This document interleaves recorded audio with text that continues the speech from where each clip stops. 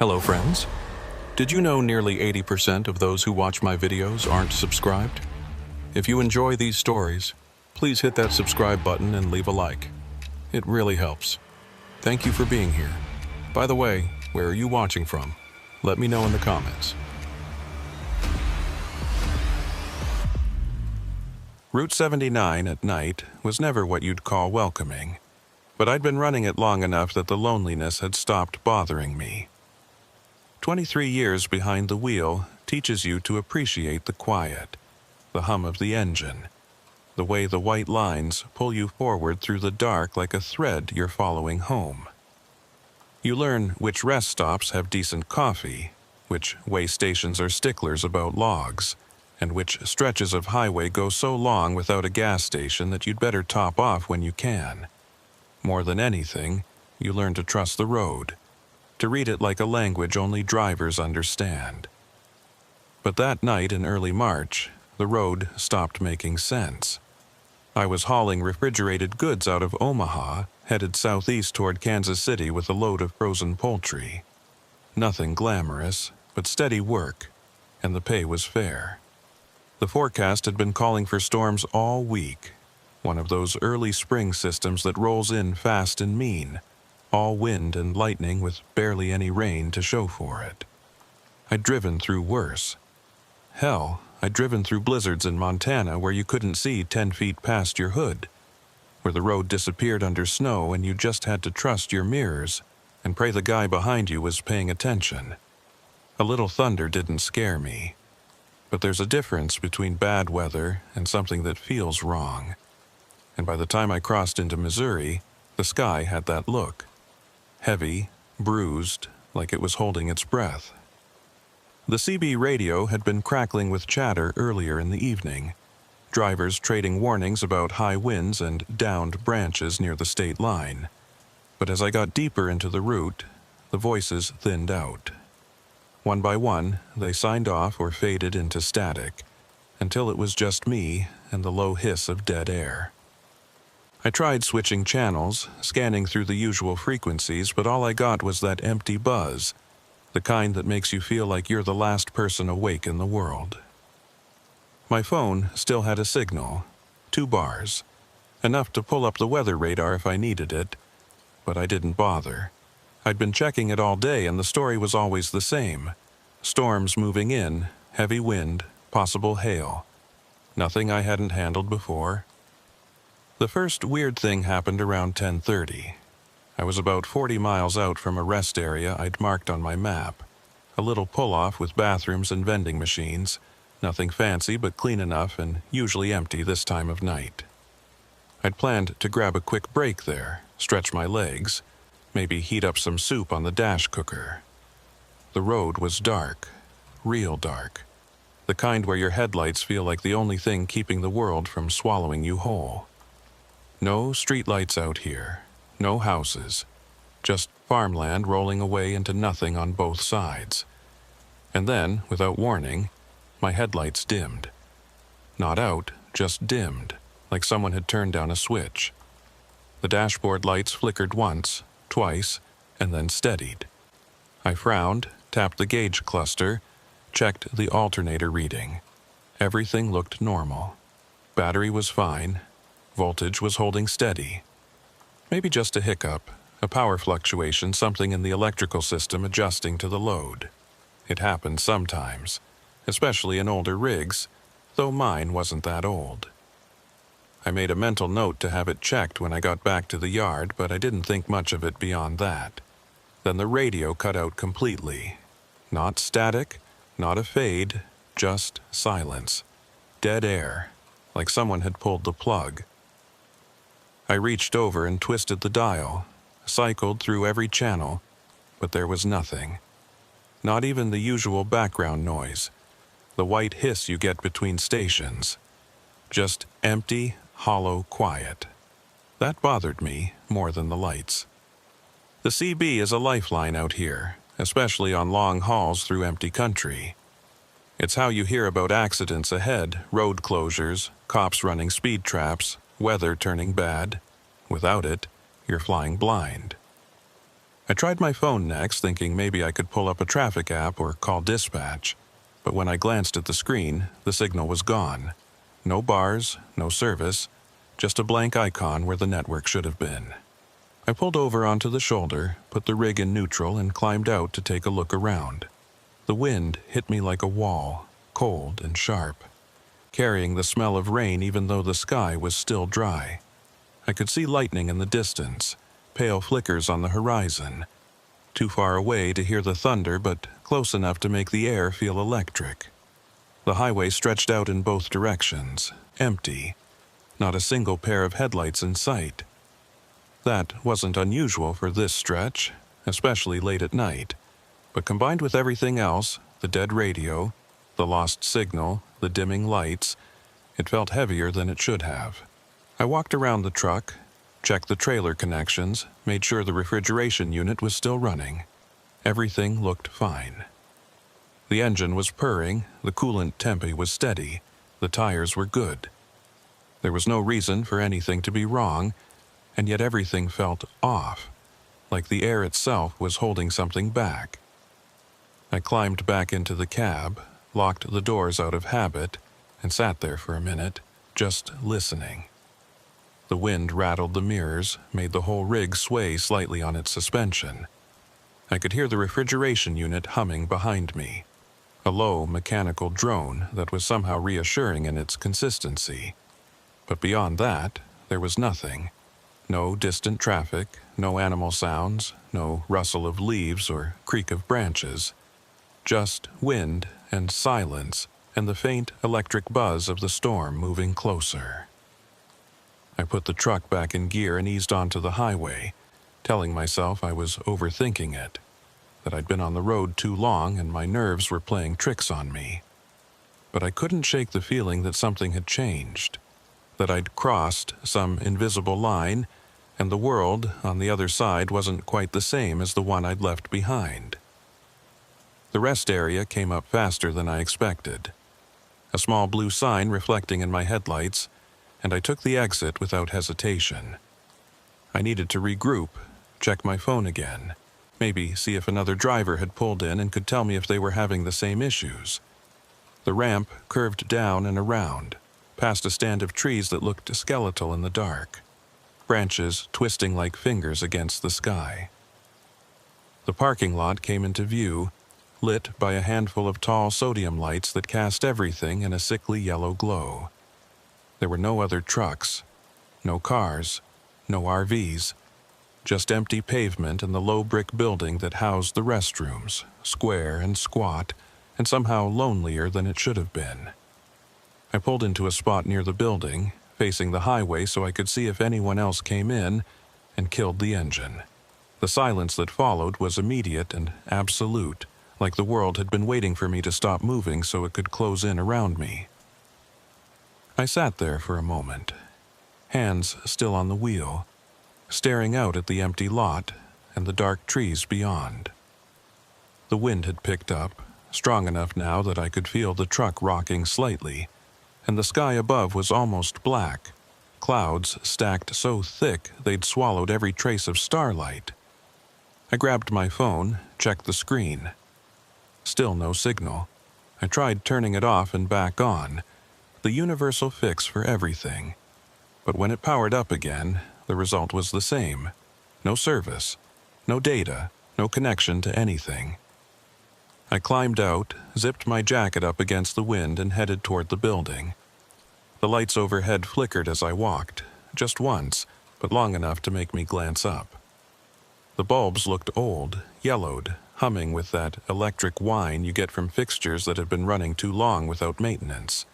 The restroom door was heavy, metal, and it groaned when I pulled it open. Inside, the fluorescent lights were buzzing, casting a harsh white glow over the tile floor and cinder block walls. It smelled like industrial cleaner and damp concrete, familiar and weirdly comforting in its ordinariness. I used the facilities, washed my hands, splashed some cold water on my face. The mirror showed what I expected: tired eyes, lines deeper than they used to be, stubble that needed a shave. Nothing unusual. Nothing wrong. But when I stepped back outside, the lights in the parking lot were off. Not flickering, not dimmed, just off. The whole lot was dark, the only light coming from the faint glow of my truck's running lights and the distant, stuttering flashes of lightning on the horizon. I stopped in my tracks, staring at the tall poles where the sodium lamps had been burning just minutes before. They were dead, every single one, as if someone had thrown a breaker and killed the power all at once. My first thought was a blown transformer. Maybe the wind had knocked down a line somewhere. But that didn't explain why the building behind me still had power. I could see the fluorescent glow spilling out from the narrow windows near the roof, hear the faint hum of the lights inside. Just the parking lot was dark, and that didn't make sense. I walked back to the truck, moving faster now, every instinct telling me to get the hell out of there. The wind was louder, howling through the trees, and the first fat drops of rain were starting to fall, cold and heavy, smacking against my jacket and the pavement. I reached the driver's side door, yanked it open, and climbed inside, locking it behind me. My hands were shaking, just a little, and I hated that I couldn't explain why. There was no danger here, no visible threat, just a power outage and bad weather. But my gut was screaming at me, the same way it had screamed at me once before when I'd stopped at a truck stop in Arizona and walked in on a robbery in progress, the same way it had screamed when I'd seen a driver collapse from a heart attack at a weigh station in Nevada. That instinct, the one you can't explain and can't ignore, the one that keeps you alive when logic fails. I started the engine, felt the vibration settle into my bones, and reached for the CB radio out of habit. Still nothing. I tried my phone again, holding it up near the windshield like that might help. No signal. I sat there for a moment, staring out at the dark lot and the distant trees, trying to decide what to do. The smart thing would be to wait out the storm, let the rain pass, get some sleep. But something about this place felt wrong now. Felt like it was waiting for something, and I didn't want to be here when whatever it was decided to show up. I put the truck in gear, flipped on the headlights, and rolled forward toward the exit ramp, slow and steady, watching the mirrors for any sign of movement behind me. That's when I saw the door. The restroom door, the heavy metal one I'd walked through just minutes before. It was opening, slowly, like someone was pushing it from the inside, the edge pulling back to reveal a sliver of that harsh fluorescent light. But there was no one there. No hand on the handle. No figure stepping out. Just the door swinging open on its own, inch by inch, until it was halfway ajar and the light spilled out across the pavement like a pale tongue. I stopped the truck, staring, my foot frozen on the brake. The wind could have done it, I told myself. Could have caught the door if it wasn't latched right, pulled it open. But the wind was blowing the wrong direction, pushing against the building, not pulling away from it.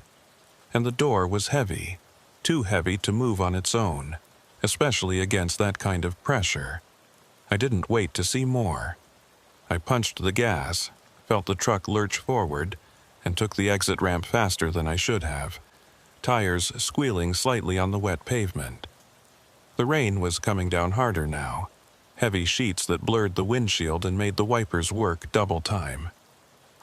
I hit the highway and merged back into the right lane, watching the rest area disappear behind me in the mirrors, the building shrinking into the dark until it was just another shadow among shadows. My heart was pounding, adrenaline singing in my veins, and I forced myself to breathe slow and steady, to focus on the road ahead. Whatever had just happened, it was behind me now. I was moving, and as long as I kept moving, I was okay. But the radio was still dead. The phone still had no signal. And somewhere up ahead, the storm was waiting, close enough now that I could see the lightning splitting the sky in jagged white lines, close enough that the thunder was starting to roll in, deep and low and vibrating through the frame of the truck. I checked the fuel gauge. 3/4 full, plenty to get me to Kansas City if I didn't stop again. I checked the mirrors.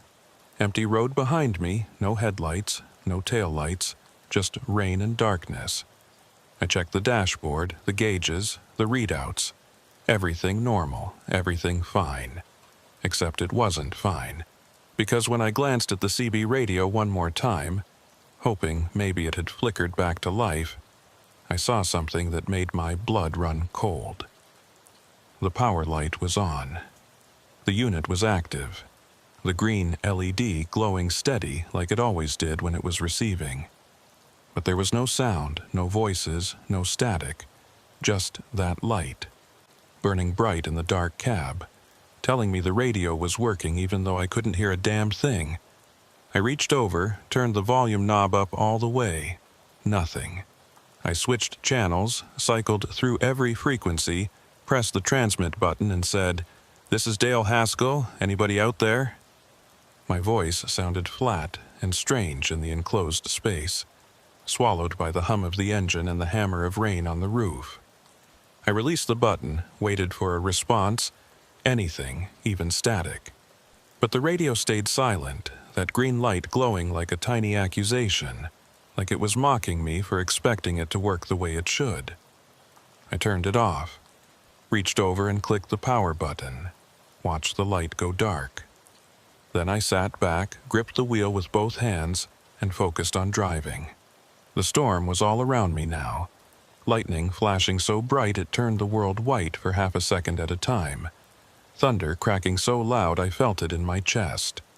The rain was relentless, torrential, turning the highway into a river and making the truck hydroplane slightly every time I hit a deep puddle.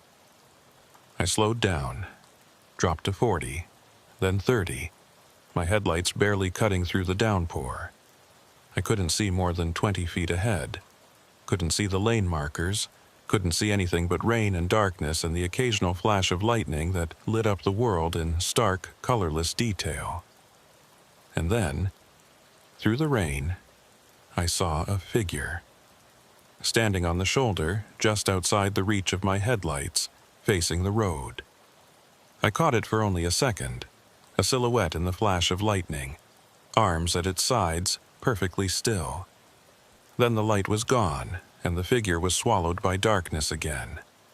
I eased off the gas, heart hammering, eyes locked on the spot where I'd seen it.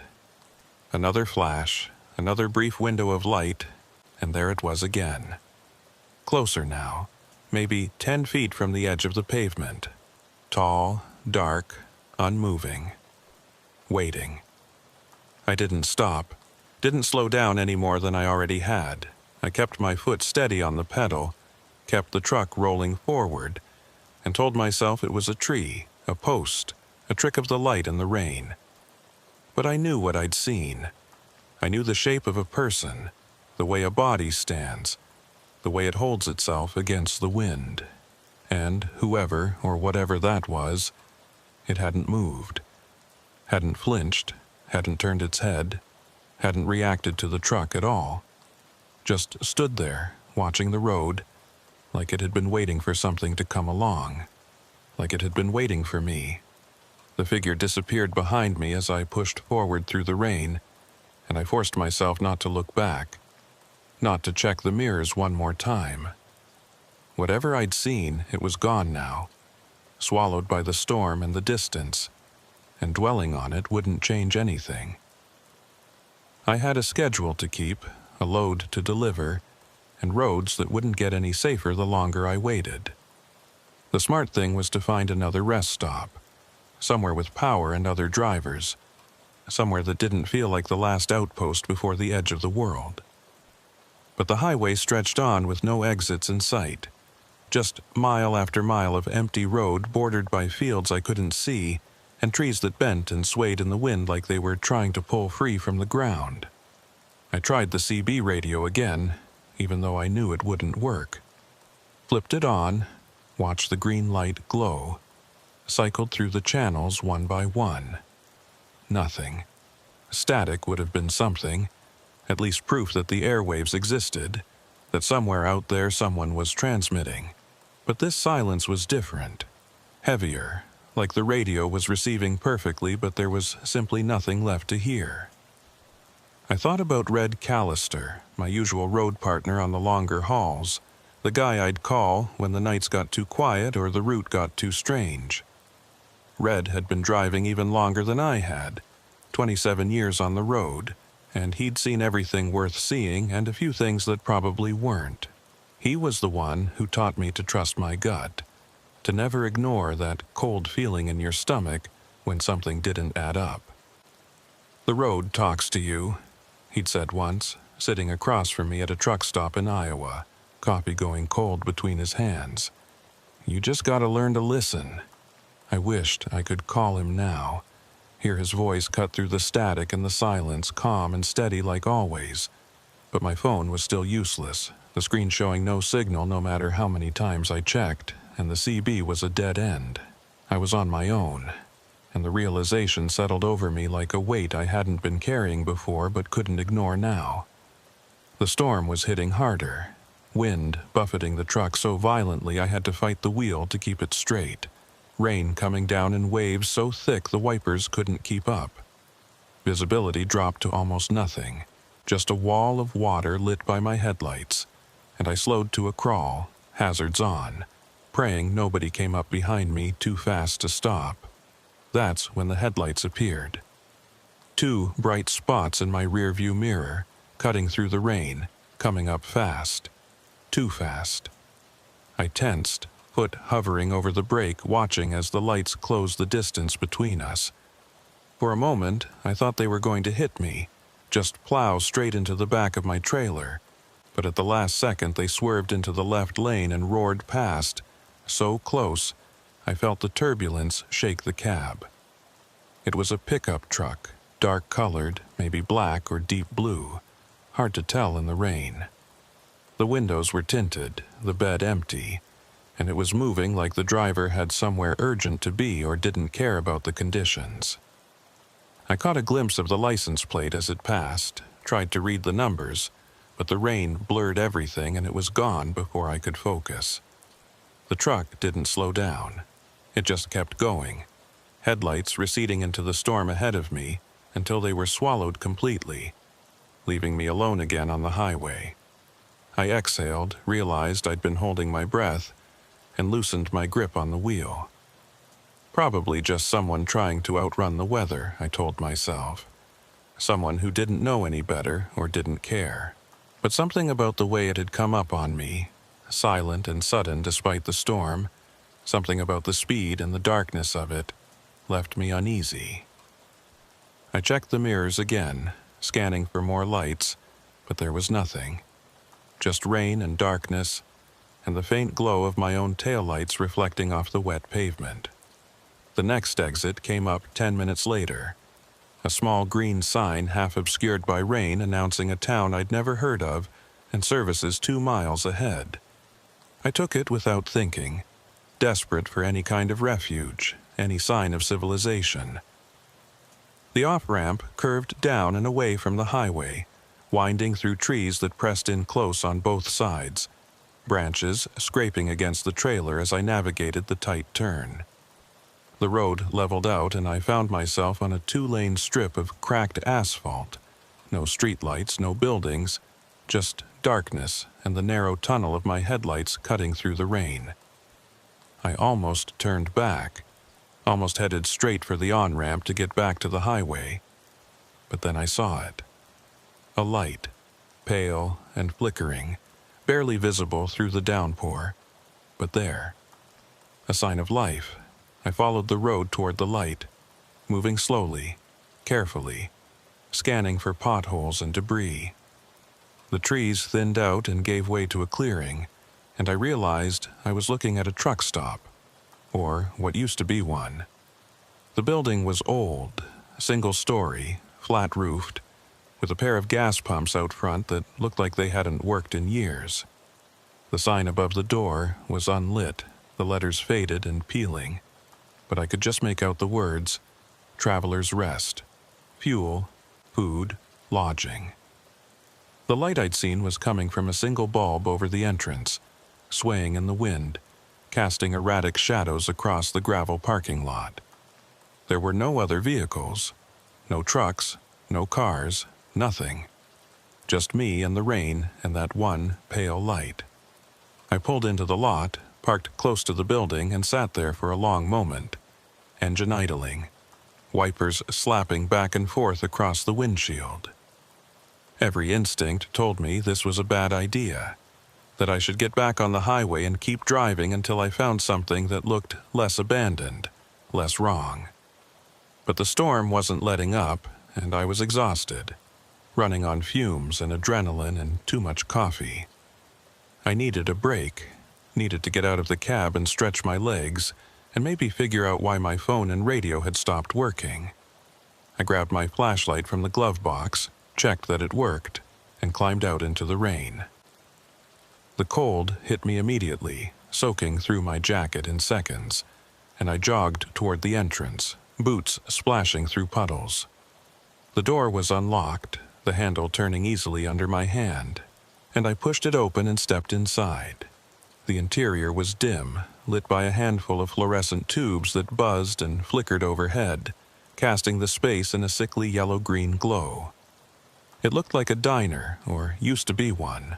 A long counter ran along the back wall, stools bolted to the floor in front of it, and a few booths lined the windows. The floor was linoleum, cracked and peeling in places, and the air smelled like old grease and damp wood, and something else I couldn't quite place. Not decay exactly, but close, like something had been left to sit too long without moving. There was no one behind the counter, no one in the booths. No sound except the hum of the lights and the muffled roar of the storm outside. I called out, "Hello? Anybody here?" My voice echoed in the empty space, flat and small, and no one answered. I walked further in, flashlight in hand, sweeping the beam across the room. The shelves behind the counter were mostly bare, just a few dusty cans and boxes that looked like they'd been there for decades. The cash register was old, the kind with mechanical buttons and a pull handle, and it was covered in a thin layer of grime. A door at the far end of the room stood ajar, leading into what I assumed was a back office or storage area. But I couldn't see anything beyond the threshold, just darkness.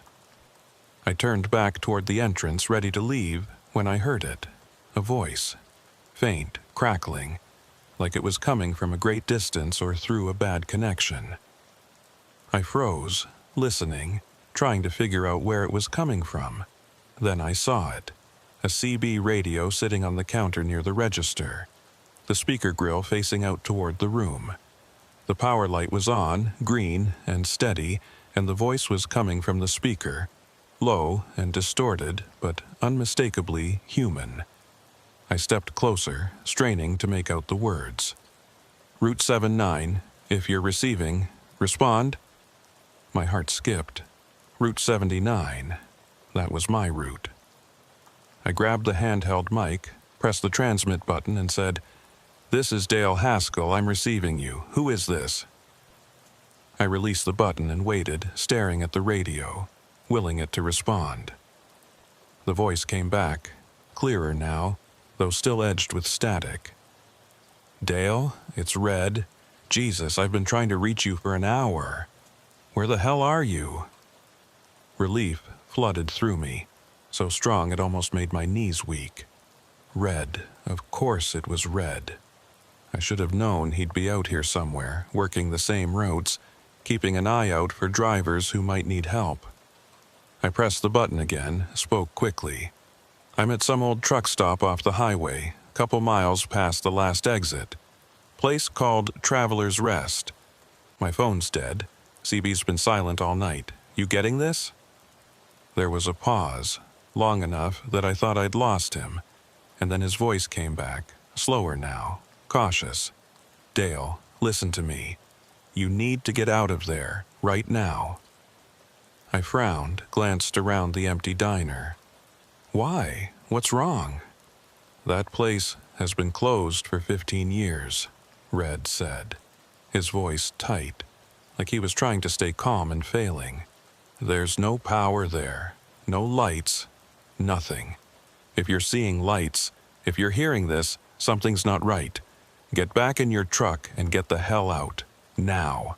I looked up at the flickering fluorescent tubes overhead, at the glowing green light on the CB radio, at the pale bulb swinging outside the window. All of it powered. All of it working.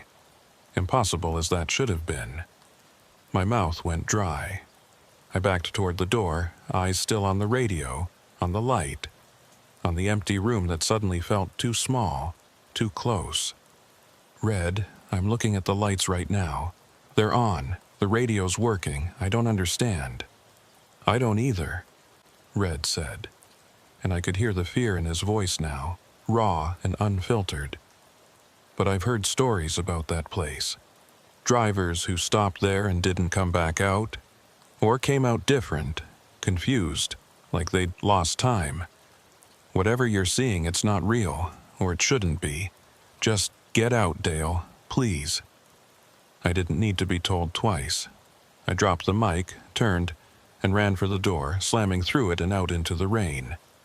The storm was even worse now, wind howling, rain lashing at me like needles, but I didn't care. I sprinted across the gravel lot to my truck, yanked the door open, and threw myself inside, slamming it shut and locking it behind me. My hands were shaking so badly I could barely get the key in the ignition. But I managed, and the engine roared to life, loud and reassuring and real. I shifted into gear, punched the gas, and tore out of that lot like the devil himself was on my heels. In the rearview mirror, I saw the light over the entrance flicker once, twice, and then go out. The whole building went dark, swallowed by the storm, and within seconds it was like it had never been there at all. Just darkness and rain and empty road. I kept driving, didn't slow down, didn't look back again. My heart was pounding, adrenaline singing through every nerve, and I couldn't stop thinking about what Red had said. Closed for 15 years, no power, drivers who didn't come back out. I'd been inside that place, walked through it, touched the counter, heard the radio. It had all felt real, solid, undeniable. But if Red was right, if that place had been dark and dead for over a decade, then what the hell had I just walked into? I found the on-ramp and merged back onto the highway, pushing the truck harder than I should have, needing the speed, needing the distance. The rain was still coming down, but it felt different now. Cleaner somehow, like I'd passed through something thick and toxic and come out the other side. My phone buzzed in the cup holder. A sudden sharp sound that made me jump, and I grabbed it, stared at the screen. Signal. Full bars. Messages and missed calls flooding in, all from the last hour, all from dispatch and Red and a few other drivers I knew. I pulled over onto the shoulder, hands still shaking, and called Red back. He picked up on the first ring. "Dale? That you?" "Yeah," I said, my voice rough, throat tight. "Yeah, it's me. I'm out. I'm okay." "Thank God," he breathed, and I could hear the relief in his voice, heavy and genuine. "I thought I'd lost you, man. When your signal dropped and you didn't respond, I thought—" He trailed off, didn't finish the sentence, and I didn't need him to. I knew what he'd thought. Same thing I would have thought. "What the hell was that place?" I asked, staring out at the dark highway, at the rain still hammering down. "You said it's been closed for 15 years? "At least," Red said. "Maybe longer. Used to be a decent stop back in the day. Then the highway got rerouted, traffic dried up, owner couldn't keep it running. Place has been sitting empty ever since. Some drivers say it's haunted, that you can still see the lights on stormy nights, but most folks just avoid it. I thought it was bullshit, ghost stories truckers tell each other to pass the time. But after tonight..." He paused, exhaled slowly. "I don't know what to think anymore." Neither did I. I sat there in the cab, listening to the rain drum against the roof, feeling the truck sway slightly in the wind. The logical part of my brain was screaming for an explanation, a rational reason for what I'd seen. Hallucination, maybe, brought on by exhaustion and stress, or a trick of the light, the storm playing games with my perception. But I knew what I'd experienced. I'd walked through that diner, heard that radio, seen those lights. It had been real as the wheel under my hands and the road beneath my tires. And if it wasn't, if Red was right, and that place had been dark and dead for years, then I didn't want to know what I'd actually been standing in. "You still there?" Red's voice pulled me back, grounding me in the present. "Yeah," I said. "Yeah, I'm here. Just trying to make sense of it."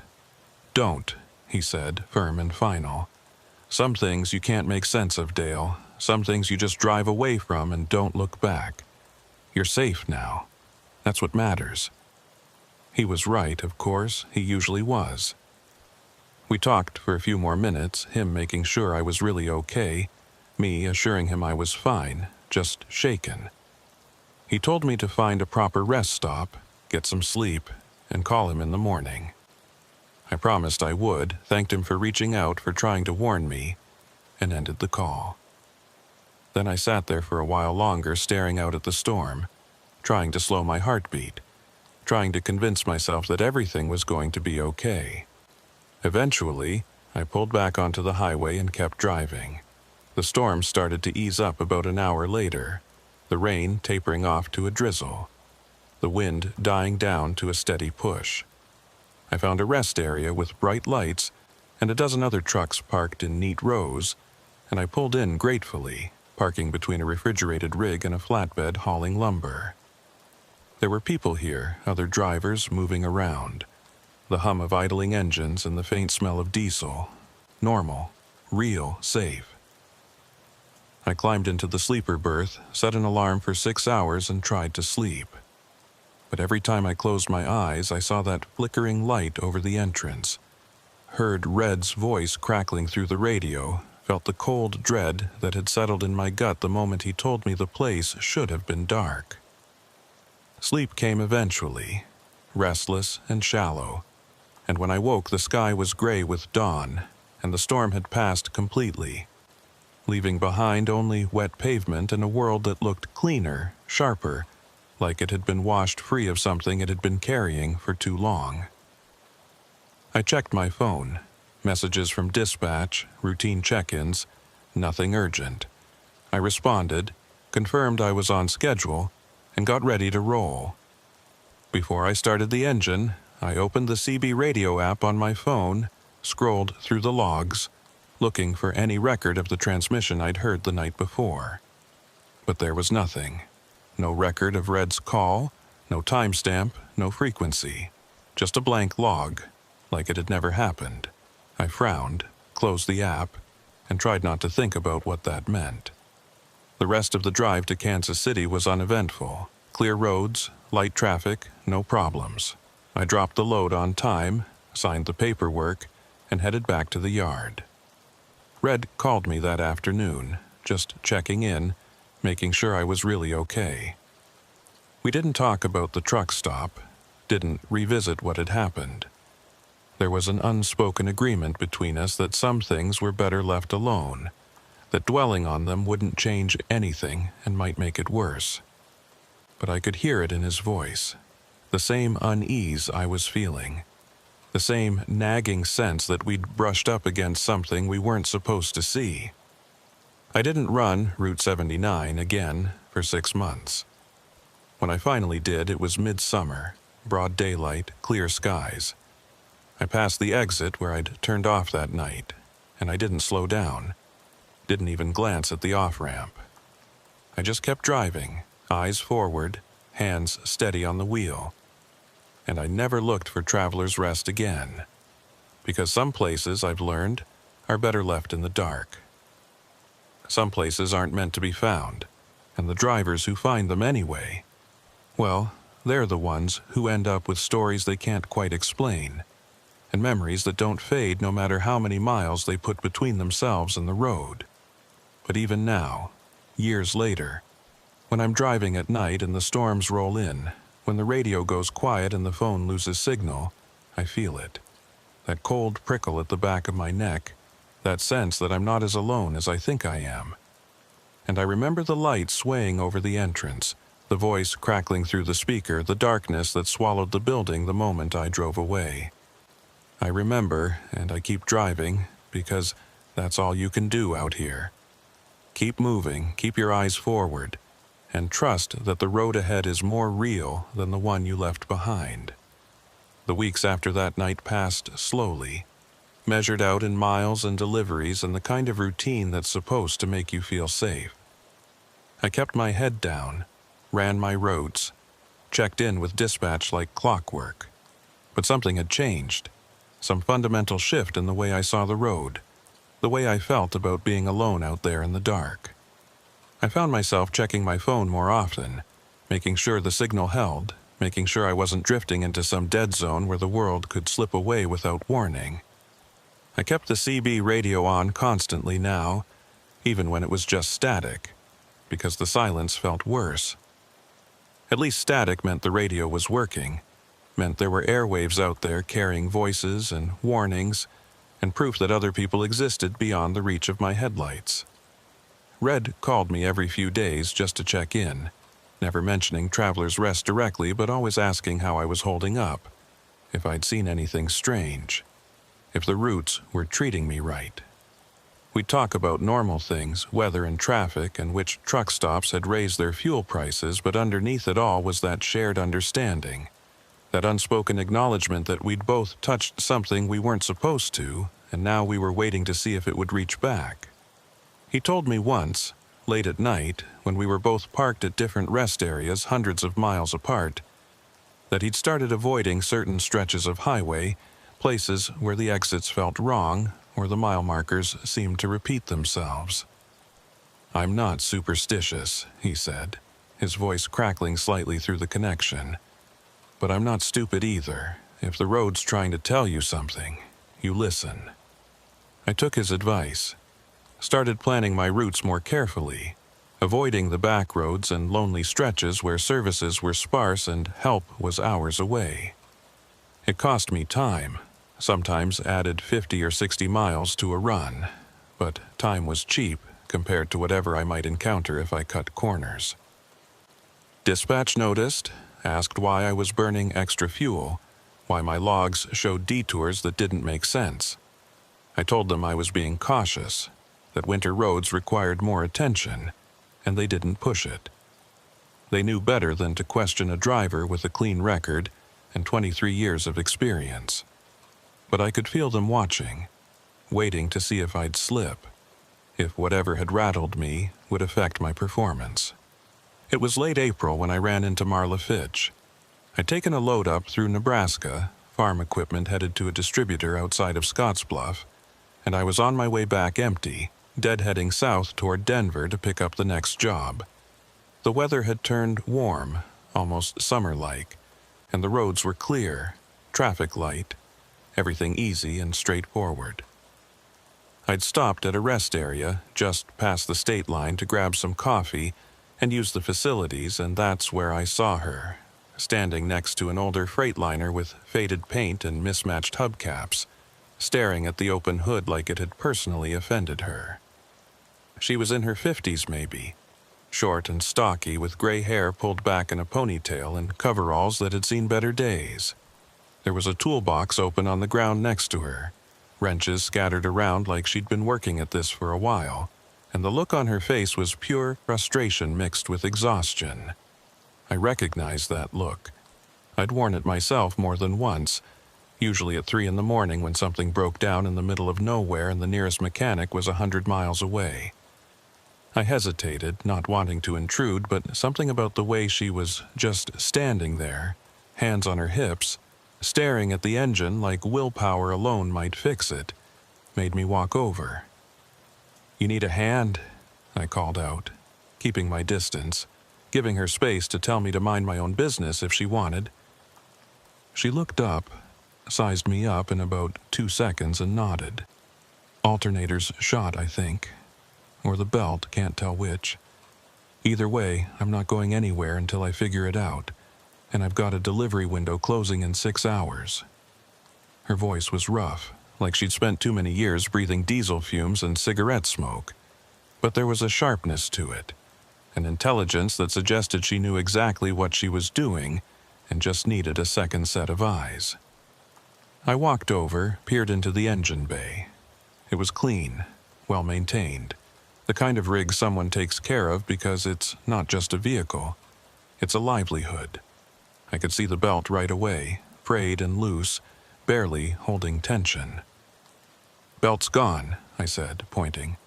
"Alternator's probably fine, but you're not getting power to it. You got a spare?" She shook her head, frustrated. "Used my spare 2 months ago in Wyoming. Been meaning to pick up another one, kept putting it off. Stupid." She kicked at the gravel, hands shoved in her pockets. "Guess I'm calling a tow, sitting here until someone shows up with the part." I glanced at my watch, did the math. I had time, not a lot, but enough. "I've got a spare that might fit. Won't know until we try, but if it works, you can pay me back whenever. No point sitting here waiting for a tow if we can fix it now." She stared at me for a long moment, like she was trying to figure out if I was genuine or if there was some angle she wasn't seeing. Then she nodded, just once, and said, "All right, let's try it." We spent the next 40 minutes swapping out the belt, working in comfortable silence broken only by the occasional request for a tool or a comment about the weather. She knew her way around an engine, didn't need me to explain anything, just worked methodically and efficiently, the way you do when you've been doing this long enough that your hands remember what your brain forgets.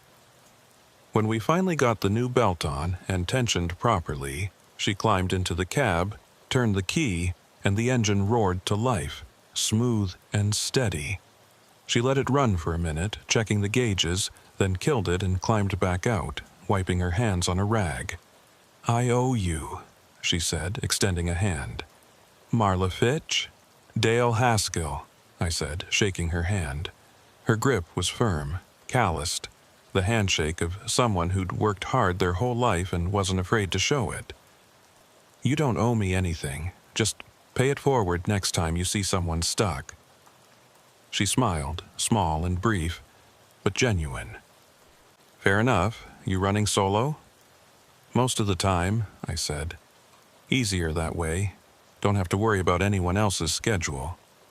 "I hear that," she said, leaning against the truck, arms crossed. "Been solo for 8 years now. Used to run with a partner, but that fell apart. Now it's just me and the road." She paused, glanced out at the highway, at the steady stream of traffic moving past. "Gets lonely sometimes, but it's honest work, you know where you stand." We talked for a while longer, trading stories the way drivers do, comparing routes and schedules and the quirks of different truck stops along the way. She told me she usually worked the northern routes, Montana and Wyoming and the Dakotas, running agricultural supplies and equipment to farms and co-ops. Hard work, long hours, but steady. I told her I'd been running all over, wherever dispatch sent me, mostly refrigerated goods and time-sensitive cargo. She nodded along, listening, and then she asked the question I'd been hoping to avoid. "You ever run Route 79 through Missouri?" I froze just for a second, but long enough that she noticed. "Yeah," I said carefully. "I've run it. Why?" She looked at me, eyes narrowing slightly, like she was trying to read something in my face. "Had a weird run through there last month. Storm came in out of nowhere, lost all my electronics, phone, radio, everything. Found myself at this old rest area, place called Evergreen Station. Lights were on, building looked open, but when I went inside, it was empty. I mean, completely empty. No furniture, no fixtures, just concrete floors and bare walls. But the lights were on, bright as day, and I could hear voices coming from somewhere, like a radio playing in another room. Couldn't find the source, couldn't figure out where the power was coming from. Spooked me bad enough I got back in the truck and left. Didn't stop again until I was 2 states over. My mouth went dry. Different place, same pattern. Electronics cutting out. Lights that shouldn't be on. Voices with no source. I wanted to tell her about Traveler's Rest, about what Red had told me, about the empty CB logs and the building that vanished into darkness. But I also didn't want to sound crazy. Didn't want to turn this into some kind of ghost story swap that would make both of us paranoid about every strange thing we saw on the road. So I just nodded, kept my voice neutral. Yeah, that stretch can get weird. Storms mess with the signals. Sometimes you lose everything all at once. Happened to me once too. Best thing you can do is keep moving. Don't stop unless you absolutely have to. She studied me for a moment longer, then nodded slowly. That's what I figured. Still can't explain the lights, though. Place should have been condemned years ago.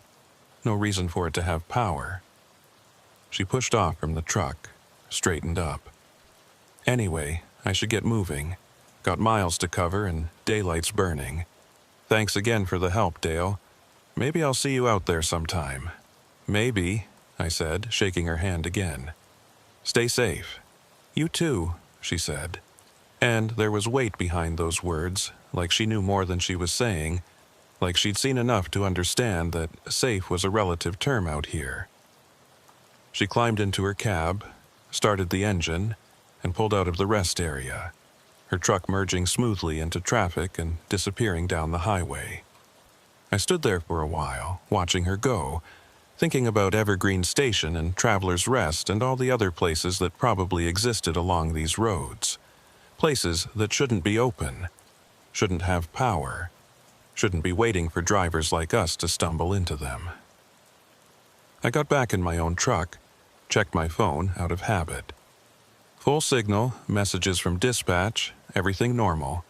I pulled up a map, searched for Evergreen Station. Nothing came up. I tried different spellings, different search terms, but the results were always the same.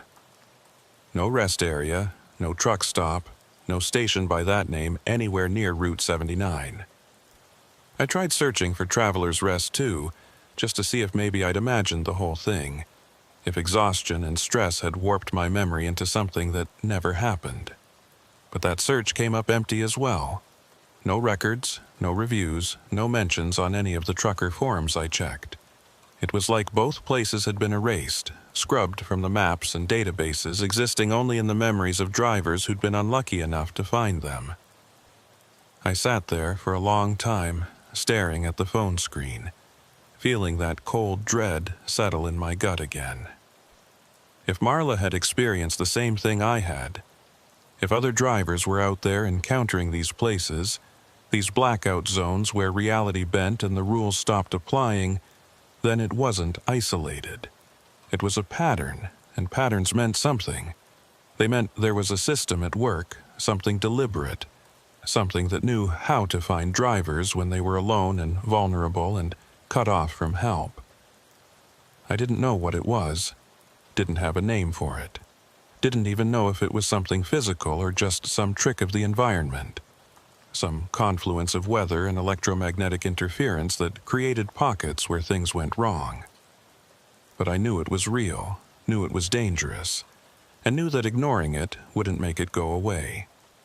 I called Red that night from a hotel room in Colorado Springs, needing to hear a friendly voice, needing to talk through what Marla had told me. He listened without interrupting, and when I finished, he was quiet for a long moment before speaking. You think it's connected? Traveler's Rest in this Evergreen Station? I don't know, I admitted. But it's too similar to be coincidence. Same setup, same blackout conditions, same feeling of wrongness.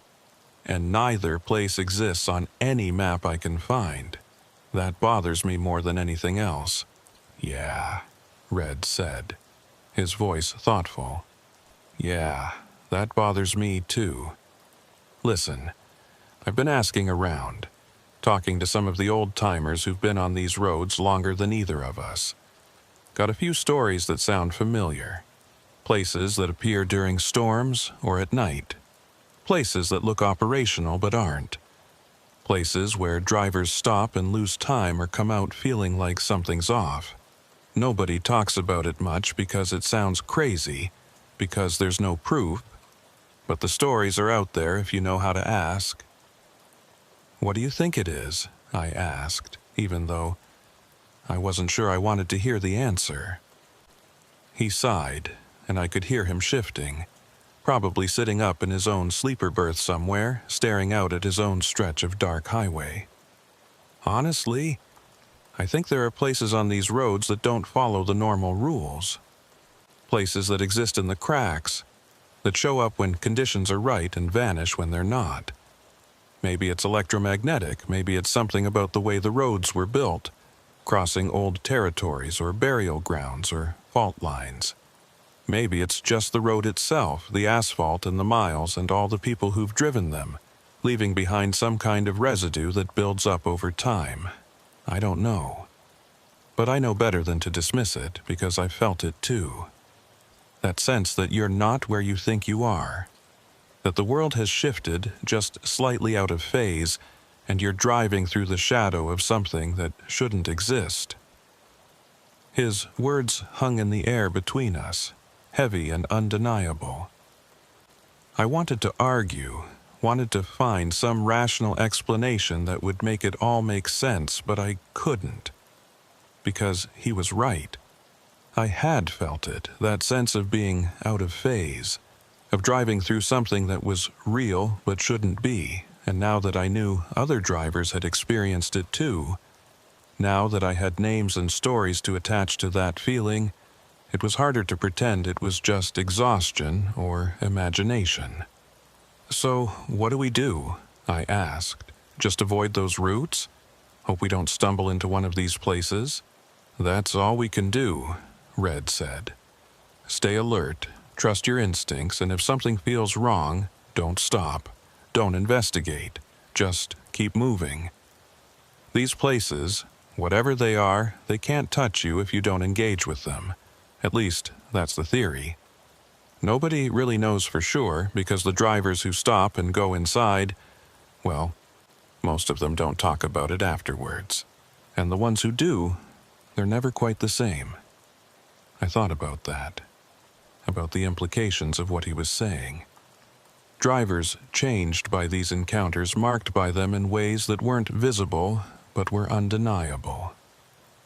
I wondered if I was one of them now, if walking into Traveler's Rest had left some kind of residue on me, some shadow that would follow me for the rest of my time on the road. I didn't feel different, but then again, how would I know? How would anyone know if the change was subtle enough, gradual enough that it just became part of who you were?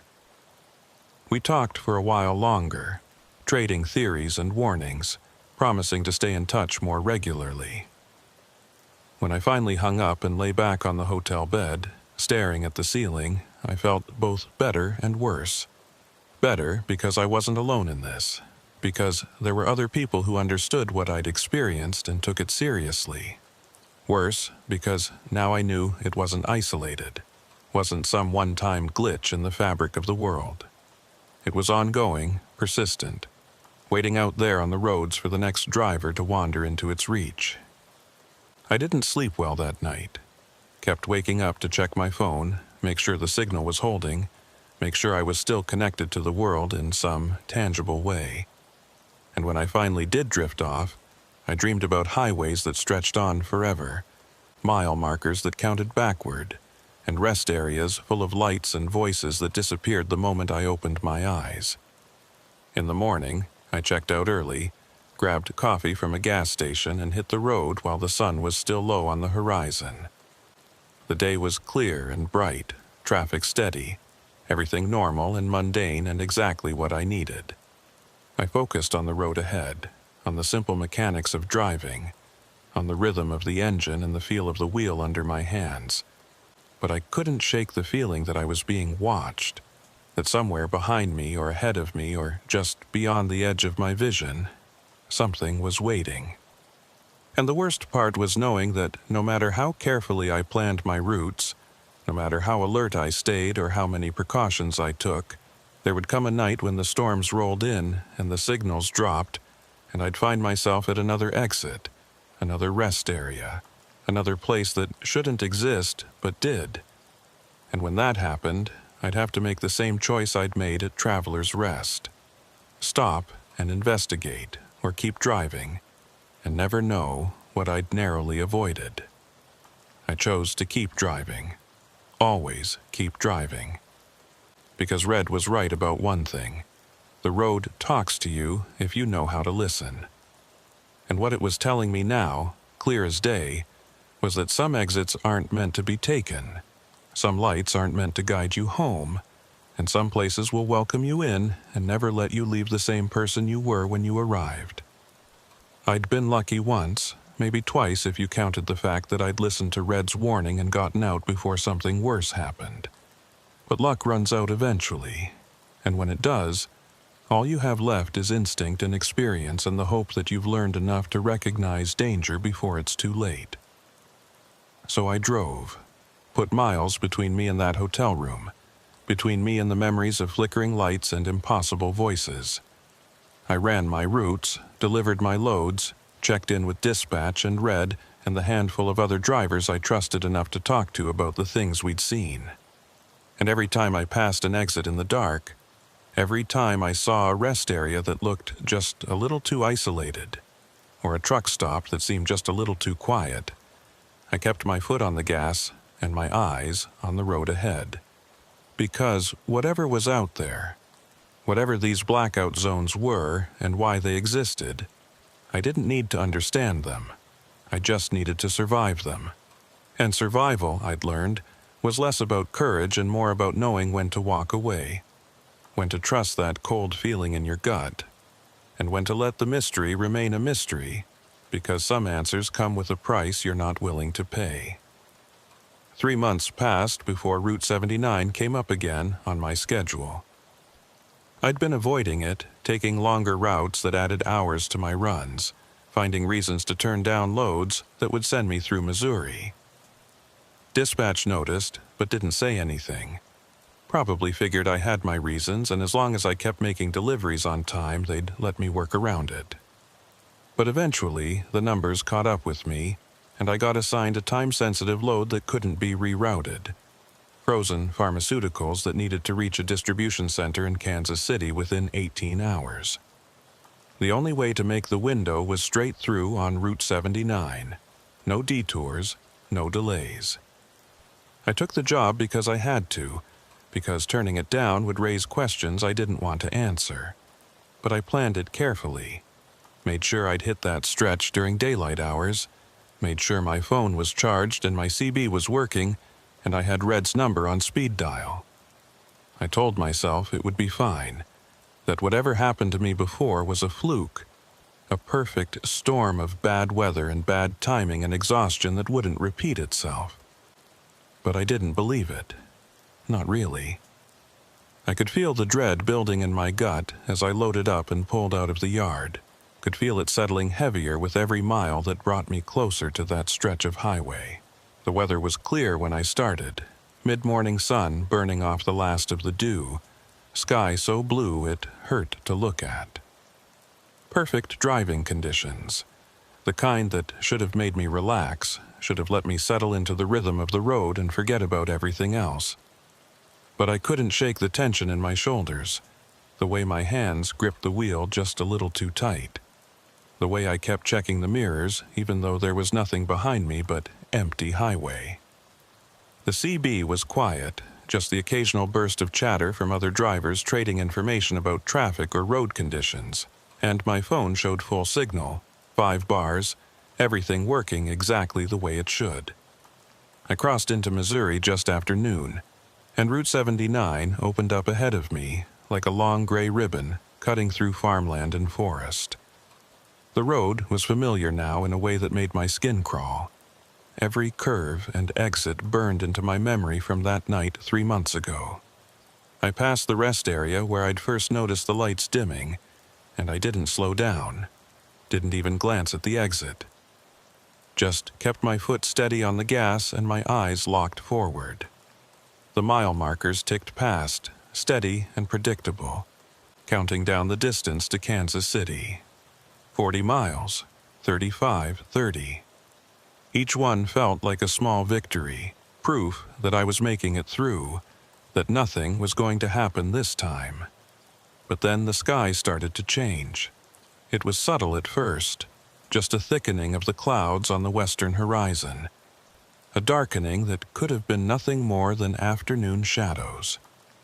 But within 20 minutes the whole sky had turned gray, heavy clouds rolling in faster than any weather system should move, and the temperature dropped so suddenly I could feel it through the cab's climate control. I checked the weather app on my phone, but it showed clear skies. No warnings. No indication that a storm was anywhere near me. I looked out the windshield at the darkness gathering overhead and felt my stomach drop. This wasn't natural. This was the same pattern as before, the same impossible speed, the same sense that the weather was being directed rather than simply happening. The first drops of rain hit the windshield like stones, hard and heavy, and within seconds it was a downpour. Visibility dropped to almost nothing, the world disappearing behind a wall of water, and I had to slow down, had to ease off the gas before I hydroplaned or worse. My headlights cut through the rain in weak yellow cones that barely reached 10 feet, and the wipers were working overtime, slapping back and forth in a rhythm that sounded frantic, desperate. I reached for my phone, thinking I'd call Red, let him know what was happening, but when I looked at the screen it showed no signal. 0 bars, just like before. The CB was still on, but when I tried to transmit, all I got was dead air, that same hollow silence that told me the radio was working but there was nothing out there to receive it. I should have pulled over, should have found a safe place to wait out the storm. But every instinct I had was screaming at me to keep moving, to not stop, to put as much distance between me and whatever was happening as I possibly could. So I drove, crawling forward at 30 miles an hour with my hazards on, praying that nobody came up behind me too fast, praying that I'd make it through this stretch before something worse happened. The rain hammered down, relentless and angry, and the thunder rolled in so close I could feel it vibrating through the frame of the truck. Lightning split the sky in jagged white lines, illuminating the world in brief, colorless flashes that showed me nothing but rain, an empty road, and darkness pressing in from all sides. That's when I saw the exit sign. It appeared suddenly in my headlights, a green rectangle reflecting the light, white letters spelling out words I didn't recognize. Meridian Rest, 1 mile. I'd never seen that exit before, never heard of Meridian Rest, and I'd driven this route enough times to know every exit by heart. But there it was, solid and real and impossible. And as I passed it, I felt a pull, a physical sensation like something was tugging at the truck, trying to guide me toward that off-ramp. I gripped the wheel harder, fought against the pull, and kept going straight. But then the sign appeared again, closer now. Meridian Rest, 1 mile. Same sign, same distance, like I hadn't moved at all. My heart was pounding now, adrenaline flooding my system.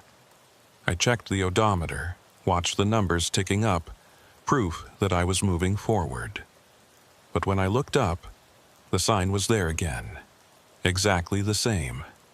Exactly 1 mile ahead. Meridian Rest, 1 mile.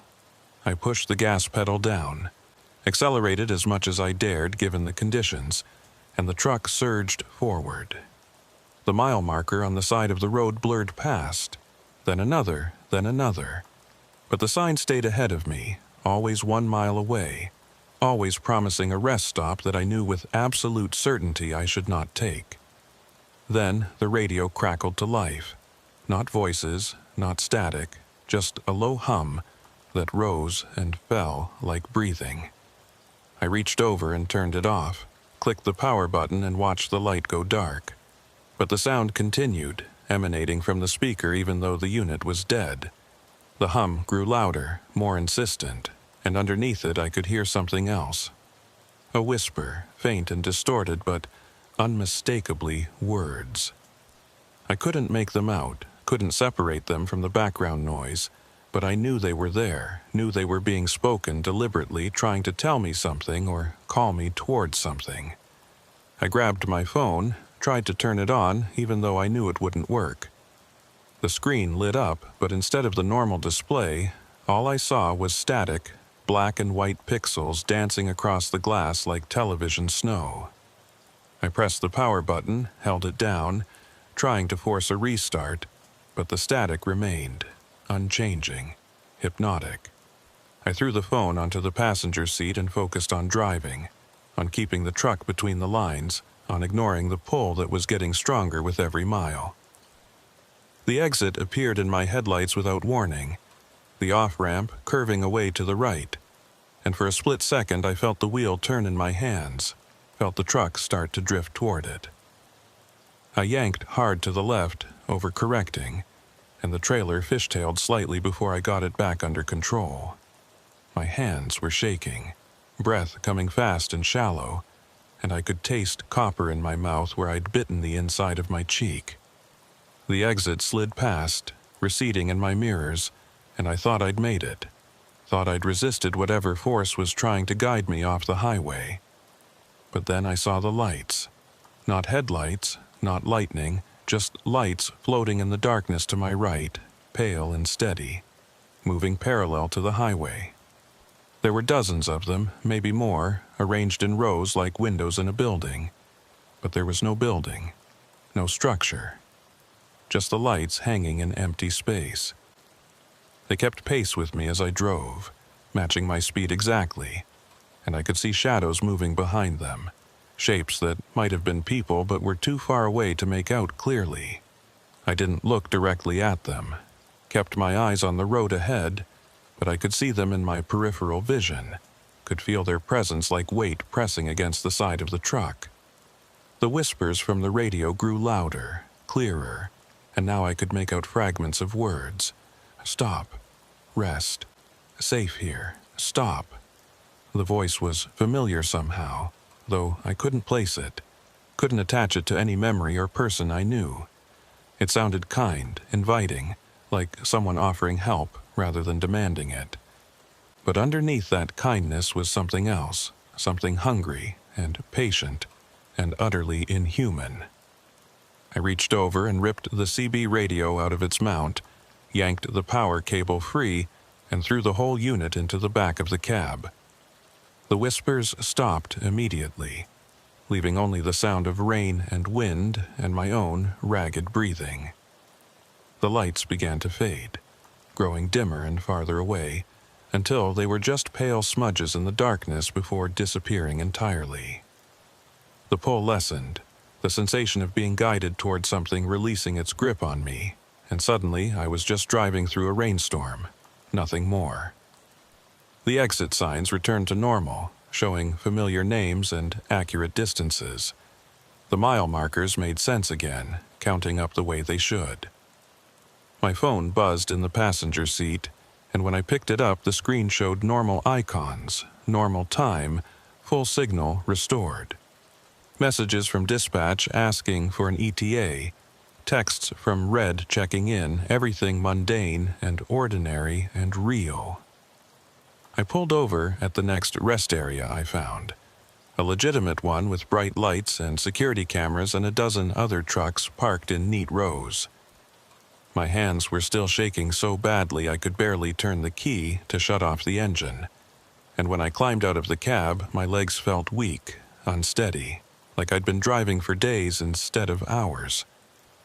I walked around the truck, checked the trailer, made sure everything was secure and undamaged. The refrigeration unit was running perfectly, the load inside still frozen solid, completely unaffected by whatever I'd just driven through. On the outside, nothing had changed. But inside, I felt different. Felt like something had been scraped away or hollowed out, leaving a space that echoed with memories I couldn't quite grasp. I called Red from inside the rest area building, standing under the fluorescent lights with a cup of coffee I wasn't drinking, just holding it for the warmth. He answered on the second ring, and before he could say anything, I started talking, told him everything that had happened. The repeating exit signs, the floating lights, the whispers from a radio that shouldn't have been working. He listened without interrupting, and when I finished, there was a long silence before he spoke. "You made it through," he said, finally, his voice quiet but firm. "That's what matters. You didn't stop, didn't take the exit, didn't let it pull you off the road. A lot of drivers can't say that." "What the hell was it, Red?" I asked, and I could hear the desperation in my own voice. The need for an answer that made sense. What's happening on that route? "I don't know," he said, and I believed him. "But I think it's been there a long time, maybe as long as the road itself. And I think it's getting stronger, or maybe just more active. More drivers are reporting things, seeing things, especially at night or during storms. The pattern's always the same. Electronics fail, impossible exits appear, and if you stop, if you take one of those exits, you end up somewhere that exists and doesn't exist at the same time. Some drivers find their way back, others don't. And the ones who do, they're never quite sure how much time passed or what happened while they were gone." I thought about the lights I'd seen, the shadows moving behind them. "You think those are other drivers? The ones who stopped?" "Maybe," Red said. "Or maybe there's something else. Something that uses the appearance of people to make you think it's safe." "I don't know, Dale. Nobody knows. We just know enough to be afraid of it, to avoid it when we can, and survive it when we can't." We talked for a while longer, and by the time I hung up, I felt steadier, more grounded. I went back to the truck, climbed into the sleeper berth, and tried to rest for a few hours before finishing the drive to Kansas City. Sleep came in fits and starts, interrupted by dreams of highways that looped back on themselves and exit signs that counted down to 0. When I woke up, it was late afternoon. The storm had passed completely, and the sun was breaking through the clouds in long golden shafts that made the wet pavement shimmer like glass. I delivered the load on time, signed the paperwork, and headed back to the yard. Dispatch called to congratulate me on making the tight window, asked if I was available for another run the next day. I told them I needed a few days off, personal time, nothing urgent but necessary. They approved it without question. Probably heard something in my voice that told them not to push. I spent those days at home, away from the truck and the road, trying to process what had happened, trying to convince myself that I'd imagined the worst of it, that stress and exhaustion had amplified normal events into something more sinister. But I couldn't shake it, couldn't forget the way the exit sign had repeated itself, the way the lights had followed me, the way the whispers had sounded so reasonable, so kind, even as they tried to lure me off the road. And I couldn't forget what Red had said about drivers who stopped and didn't come back, or came back different. I wondered how many trucks were out there right now, parked at rest areas that didn't exist on any map. Drivers sitting in cabs that were slowly filling with that patient, hungry presence I'd felt pressing against my truck. I wondered if they knew they were trapped, if they were trying to get out, or if whatever had taken them had convinced them they were exactly where they wanted to be. When I went back to work, I requested different routes, anything that didn't involve Route 79. Dispatch accommodated me for a while, but eventually the question came up, the one I'd been dreading. Why was I avoiding that route? Was there a problem with the road conditions? Something I knew that they didn't? I told them it was personal preference, that I'd had some close calls there and wanted to try different corridors for a while. They accepted the explanation, but I could tell they weren't entirely satisfied. Could tell they thought I was being superstitious or irrational. And maybe I was. Maybe everything I'd experienced had a logical explanation I just couldn't see. Some combination of weather and electromagnetic interference and psychological stress that created the illusion of something impossible. But I didn't think so. I thought about Marla Fitch and her encounter at Evergreen Station, about Red's warnings and the stories from other drivers he'd collected, about the pattern that was too consistent to be coincidence. I thought about the fact that these places didn't appear on maps, didn't leave records, didn't exist in any official capacity, and yet were as real as the road I drove on every day. And I realized that some questions don't have answers, at least not answers that humans are equipped to understand. Some things just are, existing in the spaces between what we know and what we can prove, and the only smart response is to acknowledge them and stay clear. I still drive long haul, still run routes all over the country, still spend more nights in my cab than in my own bed. But I'm more careful now, more aware of the signs that something's wrong. When the weather turns too fast, when the electronics start failing, when exit signs appear that I don't recognize, I don't investigate. I keep my foot on the gas and my eyes forward, and I trust that whatever's out there, it can't touch me as long as I keep moving. Red and I check in with each other regularly now, trading information about routes and conditions and the occasional strange encounter that doesn't quite add up. Marla called me once, a few weeks after our first meeting, to tell me she'd quit running the northern routes entirely, moved to coastal corridors where the roads were newer and the history less complicated. I didn't blame her. Sometimes, late at night when I'm parked at a rest area and the world outside is dark and quiet, I think about those lights I saw floating in the storm, those shadows that might have been people. I think about the whispers from the radio, the voice that sounded kind and patient and wrong. And I think about all the drivers who've gone missing over the years, the ones whose trucks were found abandoned on the shoulder with the engine still running and the door hanging open, the ones who just disappeared without explanation or trace.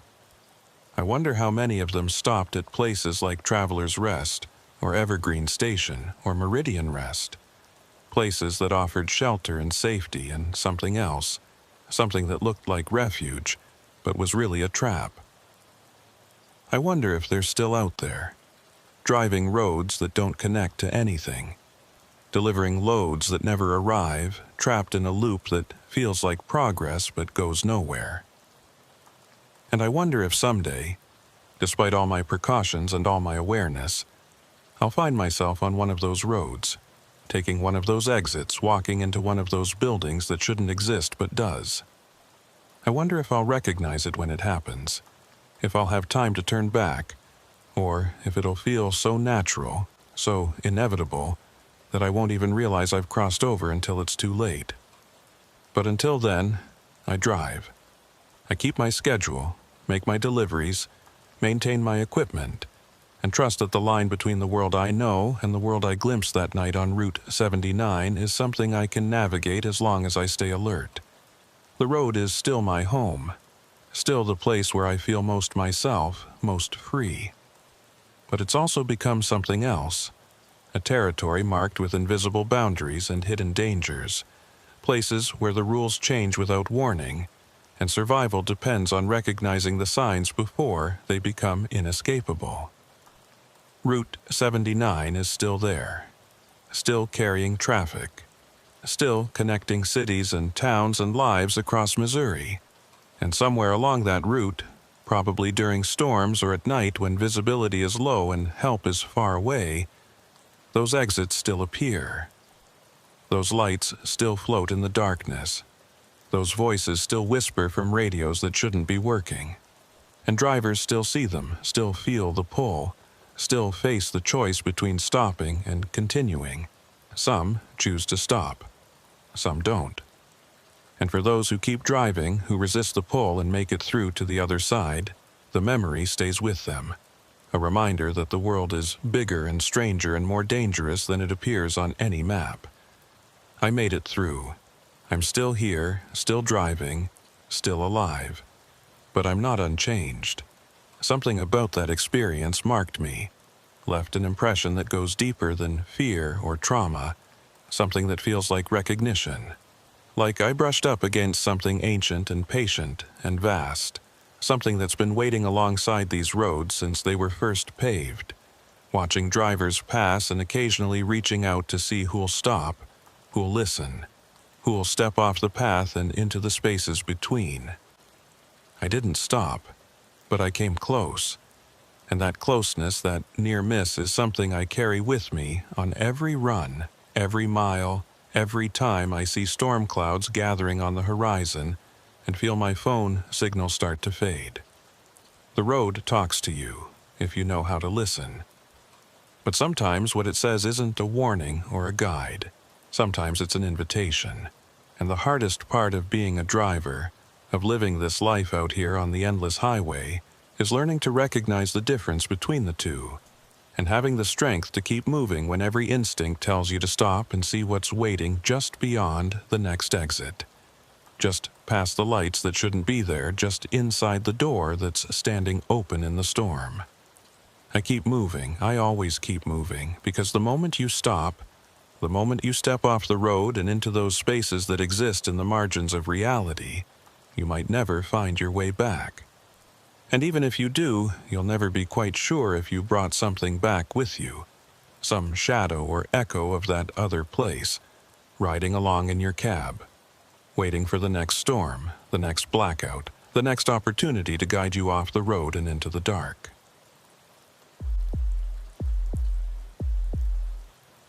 I've always been a talker, not in the annoying way, at least I hope not, but in the sense that I need the connection, the back and forth, the sound of another human voice cutting through the loneliness of the road. 20 years of long-haul driving, and I still can't do the silent runs, the ones where you just put on music or an audiobook and zone out for 12 hours straight. I need the CB radio, need to hear other drivers out there sharing information about traffic or weather, or just shooting the breeze to pass the time. It's a lifeline, that radio, the thing that keeps you tethered to the world when everything else falls away, and it's just you and the highway and the endless miles stretching out ahead. My name is Silas Vaught, and I run freight corridors through the Mountain West, mostly Wyoming and Montana with occasional pushes into Idaho and Utah. It's hard country, beautiful but unforgiving. The kind of terrain that demands respect and punishes mistakes. High elevation routes, steep grades, weather that can turn from clear to whiteout in the span of 20 minutes. You learn to read the sky out here, learn to trust your equipment and your instincts, and most importantly, you learn to stay connected. The CB radio is more than just communication in this territory. It's survival.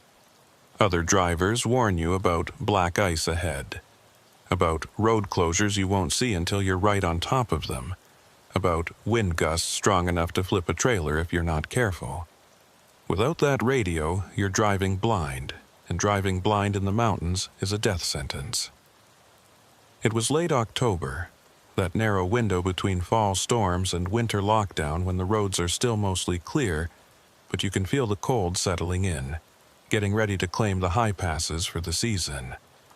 I was running a load of construction materials from Casper to Missoula, taking the long route through the Bighorns because the interstate was backed up with an accident, and I didn't want to lose half a day sitting in traffic. The route was scenic, winding through mountain valleys and pine forests, past reservoirs that reflected the sky like mirrors. Traffic was light, maybe one vehicle every 10 or 15 minutes, and the CB was quiet. Just the occasional check-in from other drivers or a weather update from someone further north. The sun was starting to drop behind the western peaks when I noticed the first anomaly. I was climbing up toward the Powder River Pass, the road switchbacking up the mountainside in tight curves that required constant attention, when my CB suddenly erupted with static. Not the normal background hiss you get between transmissions, but a sharp, aggressive burst that made me wince and reach for the volume knob. I turned it down, waited for the static to clear, but it just kept going, a wall of white noise that drowned out everything else. I cycled through the channels thinking maybe someone was transmitting on my frequency and causing interference, but every channel was the same. Just static, loud, and unrelenting. Then it stopped, just cut off mid-burst, leaving complete silence. Not even the background hiss, just dead air like the radio had been unplugged. I checked the power light, saw it glowing green, confirmed the unit was on and receiving. But there was nothing. No voices, no static, no indication that the airwaves existed at all. I grabbed the mic, pressed the transmit button, and said, "This is Silas Vaught. Anybody out there hearing this?" Released the button, waited. Nothing. I tried again, louder this time. "CB check. This is Silas Vaught on 19. Anybody copy?" Still nothing. The radio was working, the light was on, but it was like I was transmitting into a void, my words disappearing the moment they left the speaker. I told myself it was the terrain.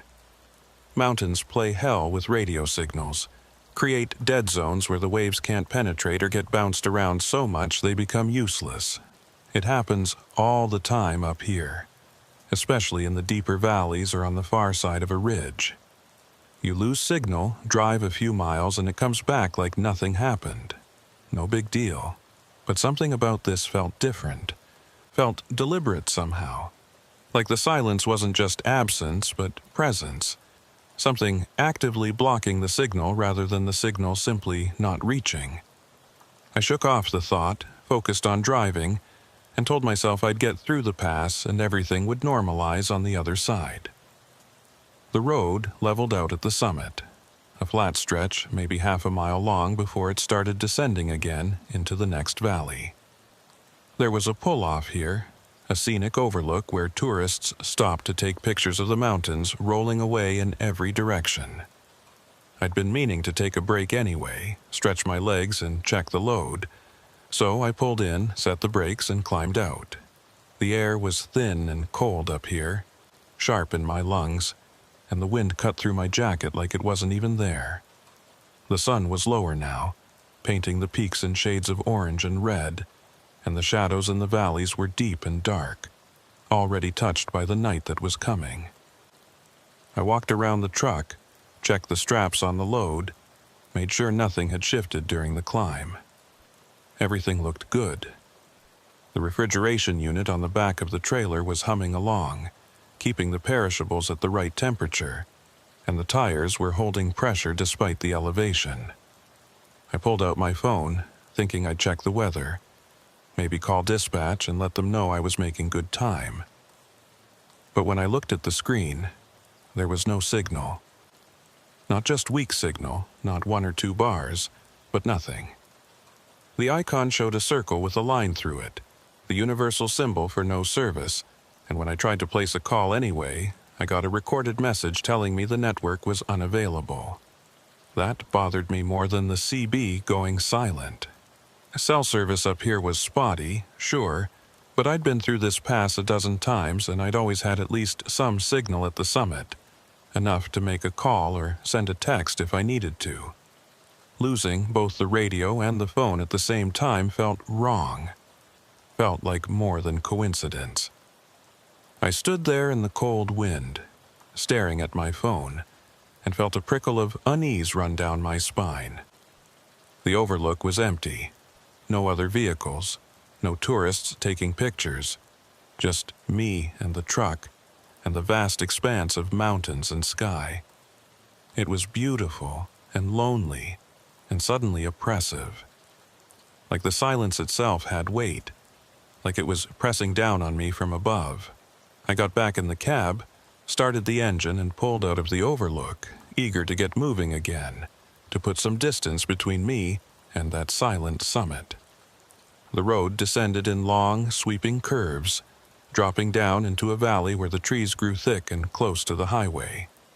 The sun disappeared behind the peaks, and the light took on that gray, fading quality it gets right before dark, when everything loses definition and shadows blend together.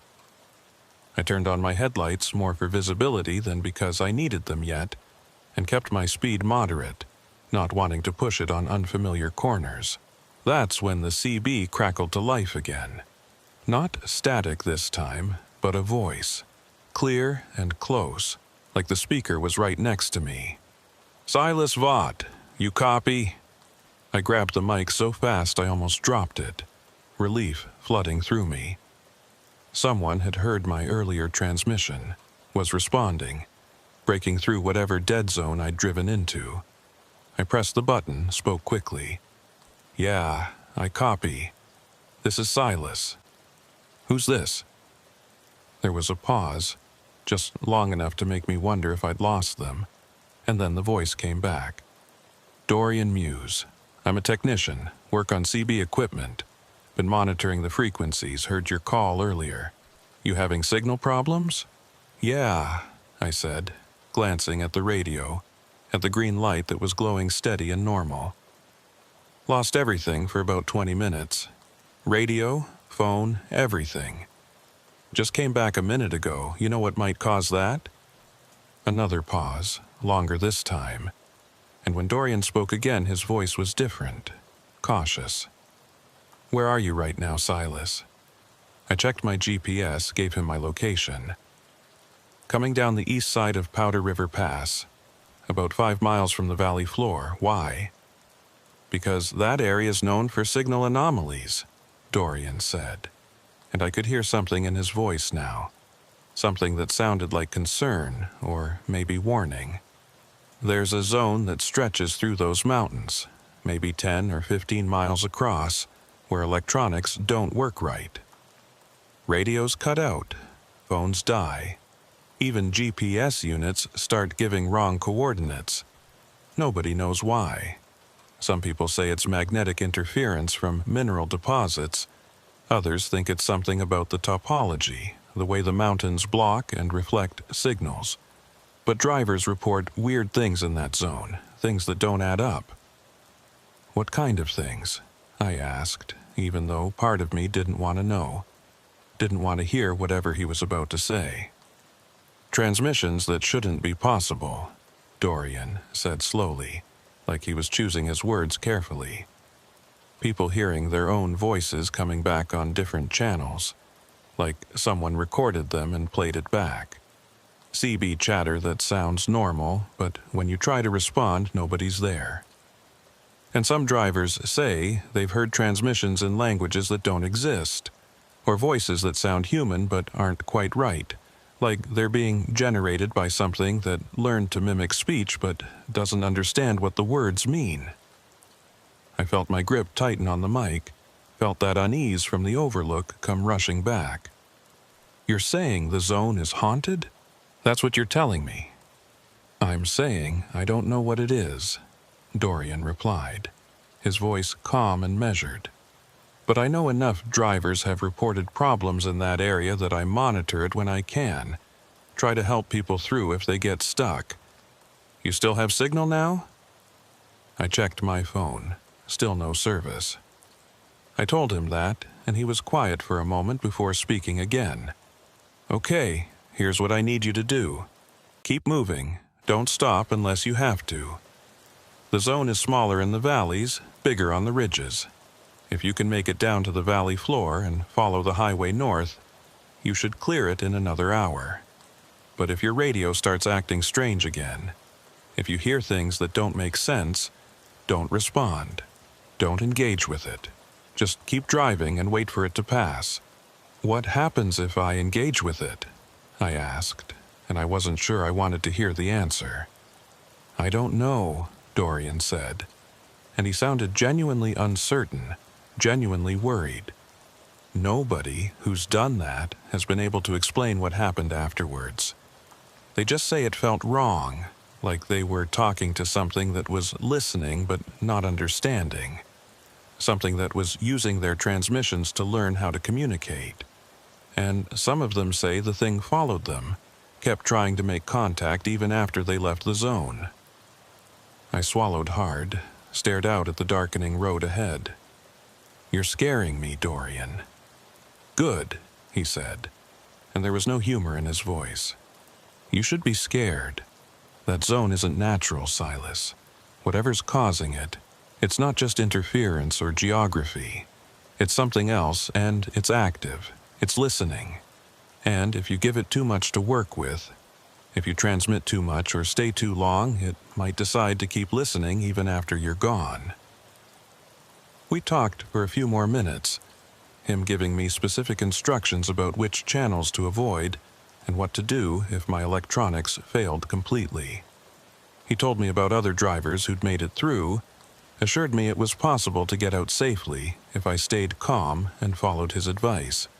But underneath all that practical guidance was fear, real and palpable, the kind that comes from knowing something is wrong, but not understanding what or why. When we finally signed off, I felt more alone than I had before, more aware of the silence pressing in from outside, more conscious of the fact that I was driving through a stretch of road that apparently had a reputation for doing impossible things to electronics and the people who relied on them. The valley floor came up faster than I expected, the road leveling out and straightening as it followed a river through a narrow gorge. The trees were thick here, blocking out what little light remained, and my headlights carved tunnels through the darkness that seemed to close in behind me like a door shutting. I kept my speed steady, eyes locked on the road, trying not to think about what Dorian had said about voices that learn to mimic speech, about transmissions that shouldn't be possible. The CB stayed quiet, just that faint background hiss that told me it was on and receiving. And I left it that way. Didn't try to call anyone, didn't want to risk drawing attention to myself from whatever was out there listening. But I couldn't stop thinking about it. Couldn't stop wondering what kind of thing could interfere with radio signals across an entire mountain range. What kind of presence could learn to imitate human voices and use them to communicate? I thought about the static burst I'd heard at the summit, the way it had felt aggressive rather than random, and I thought about the dead silence that followed, the sense that something was blocking the signal rather than the signal simply failing. And I thought about Dorian's warning, about not engaging, about not giving it too much to work with. What did that mean? What was I supposed to avoid doing? Just transmitting? Or was there more to it, some specific way of interacting that would trigger a response I didn't want? The road curved ahead, following the contours of the river, and I eased off the gas, not wanting to take the corner too fast. That's when I saw the lights. Not headlights, not taillights, just lights strung along the roadside like markers, pale and steady and completely out of place. They appeared suddenly, without warning, dozens of them arranged in a line that stretched along the shoulder for maybe a quarter mile before disappearing into the darkness ahead. I slowed down even more, staring at them, trying to figure out what they were. They looked like road flares, the kind emergency services use to mark accident scenes, but they weren't flashing, weren't orange, just white and constant and wrong. I passed the first few, watching them in my mirrors, and they didn't move, didn't react, just stayed there burning in the darkness. But as I passed more of them, I started to notice something. They were arranged in a pattern, spaced evenly, precisely, like someone had measured the distances and placed them with deliberate care. And the light they gave off didn't behave right, didn't cast shadows the way it should, didn't illuminate the ground around them. It just hung there in the air, isolated and self-contained, like it wasn't part of the same physical world as everything else. The CB crackled again, and my heart jumped. But this time, it wasn't Dorian's voice. It was mine. "This is Silas Vaught. Anybody out there hearing this?" My own words, my own voice played back exactly as I'd spoken them earlier. I stared at the radio, at the green light that was glowing steady, and felt ice settle in my stomach. The transmission continued, my voice asking for a CB check, asking if anyone could copy, the exact words I'd used when I first lost signal. Then silence, and after a moment, another voice, unfamiliar, responding. Silas Vaught, this is Dorian Muse. I'm a technician, work on CB equipment. It was playing back our entire conversation, word for word like a recording. But it wasn't a recording, couldn't be, because the voices had that live quality, that immediate presence that tells you someone is speaking in real time. I reached for the power button, ready to shut the radio off, but before I could touch it, the transmission cut out, replaced by that same aggressive static I'd heard at the summit. And underneath the static, barely audible, I heard something else. Breathing. Slow and steady and deliberate, like something was listening to the static, learning its patterns, figuring out how to use it. I shut the radio off, watched the green light go dark, and focused on driving. The lights along the roadside continued for another mile before finally disappearing, winking out one by one until there was nothing but darkness and the narrow tunnel of my headlights. My hands were shaking on the wheel, and I could feel sweat on my forehead despite the cold. Whatever was in that zone, whatever Dorian had warned me about, I'd just encountered it. And it had used my own voice against me, had played back my words like it was trying to understand them, trying to figure out what they meant and how to use them for itself. I drove in silence for the next hour. No radio, no music, just the sound of the engine and the tires on pavement, and my own breathing.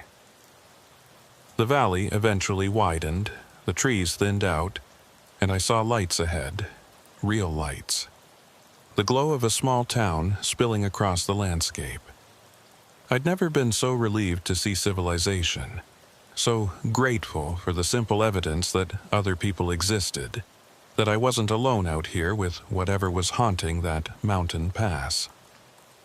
I pulled into the first gas station I found, parked under the bright fluorescent lights, and just sat there for a while, letting the normalcy of the place wash over me. People pumping gas, cars coming and going, the ordinary rhythm of life that felt miraculous after what I'd just driven through. My phone buzzed, and I grabbed it, saw that I had signal again, full bars, messages and notifications flooding in. I called Dorian's number, the one he'd given me during our conversation, and waited while it rang. He answered on the third ring. "Silas, you make it through?" "Yeah," I said, my voice rough. "Yeah, I made it. But it played back our conversation, Dorian, word for word. And there were lights on the roadside, white lights that didn't cast shadows. What the hell was that?" He was quiet for a long moment, and when he spoke, his voice was grim. "That's worse than most reports I've heard. Usually it just mimics a few words, tries to engage. But if it played back the whole conversation, if it was paying that much attention, then it marked you. Locked onto your signal and learned your patterns." "What does that mean?" I asked, though I was afraid I already knew. "It means you're on its radar now," Dorian said. "It knows your voice, knows how you communicate, and next time you're in the zone, it'll be waiting. It'll try to engage again, try to learn more. The question is whether you give it the chance." I spent the night in that small town, parked at a truck stop with a dozen other rigs, engine idling, doors locked. Sleep came in fits and starts, interrupted by dreams of static and voices that sounded like mine but weren't. Voices that spoke words I'd never said but somehow recognized. Every time I woke up, I'd check my phone, make sure I still had signal, make sure I was still connected to the world in some tangible way. The green glow of the screen became a comfort, proof that I was out of the zone, that whatever had been listening to me in those mountains hadn't followed me here. But Dorian's words kept echoing in my head. "It marked you. Next time you're in the zone, it'll be waiting." I didn't want there to be a next time. Didn't want to go anywhere near that stretch of highway again. But my route took me through those mountains twice a month, sometimes more, and avoiding them would mean turning down loads, losing money, raising questions I didn't want to answer. So, when morning came and dispatch called with another run that would take me back through Wyoming, I accepted it, told myself I'd be fine, told myself that whatever I'd encountered was just a glitch, an anomaly, nothing more. The next 2 weeks passed normally. I ran routes through Colorado and Utah, stayed away from the mountain passes, kept my radio on and my phone charged, and tried not to think about the zone or what had happened there. Dorian called a few times, checking in, asking if I'd experienced any more problems. I told him no, everything was fine, and he seemed relieved, but not surprised. The zone is localized, he explained during one of our conversations. As long as you're not in that specific area, you're safe. It doesn't reach out beyond its boundaries, at least, not that I've ever heard. But there was doubt in his voice when he said it, a hesitation that suggested he wasn't entirely certain, that he'd heard stories that contradicted what he was telling me, but didn't want to share them. I didn't push him on it, didn't want to know. Ignorance felt safer than knowledge, felt like a shield I could hide behind as long as I didn't ask too many questions. So I drove, made my deliveries, collected my pay, and pretended everything was normal. Pretended I hadn't heard my own voice coming out of a radio that shouldn't have been recording anything. Pretended I hadn't seen lights that defied physics hanging in the darkness. It was mid-November when dispatch assigned me a load that would take me back through the Bighorns. Heavy equipment, construction grade, needed in Billings by the end of the week. The route was straightforward, the weather forecast was clear, and the money was good enough that I couldn't justify turning it down. I accepted the job, loaded up, and headed north, telling myself I'd be fine, that I'd learned from the last encounter and knew what to expect. But as I got closer to Wyoming, as the mountains began to rise up on the horizon, that old fear came creeping back, settling in my gut like a stone. I hit Powder River Pass just after noon, the sun high and bright, visibility perfect. The road was clear, traffic light, conditions about as good as you could ask for.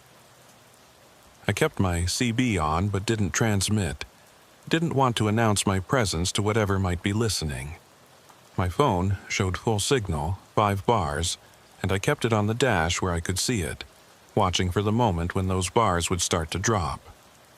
The climb up to the summit was uneventful. No static bursts, no dead zones, just normal road noise and the hum of the engine.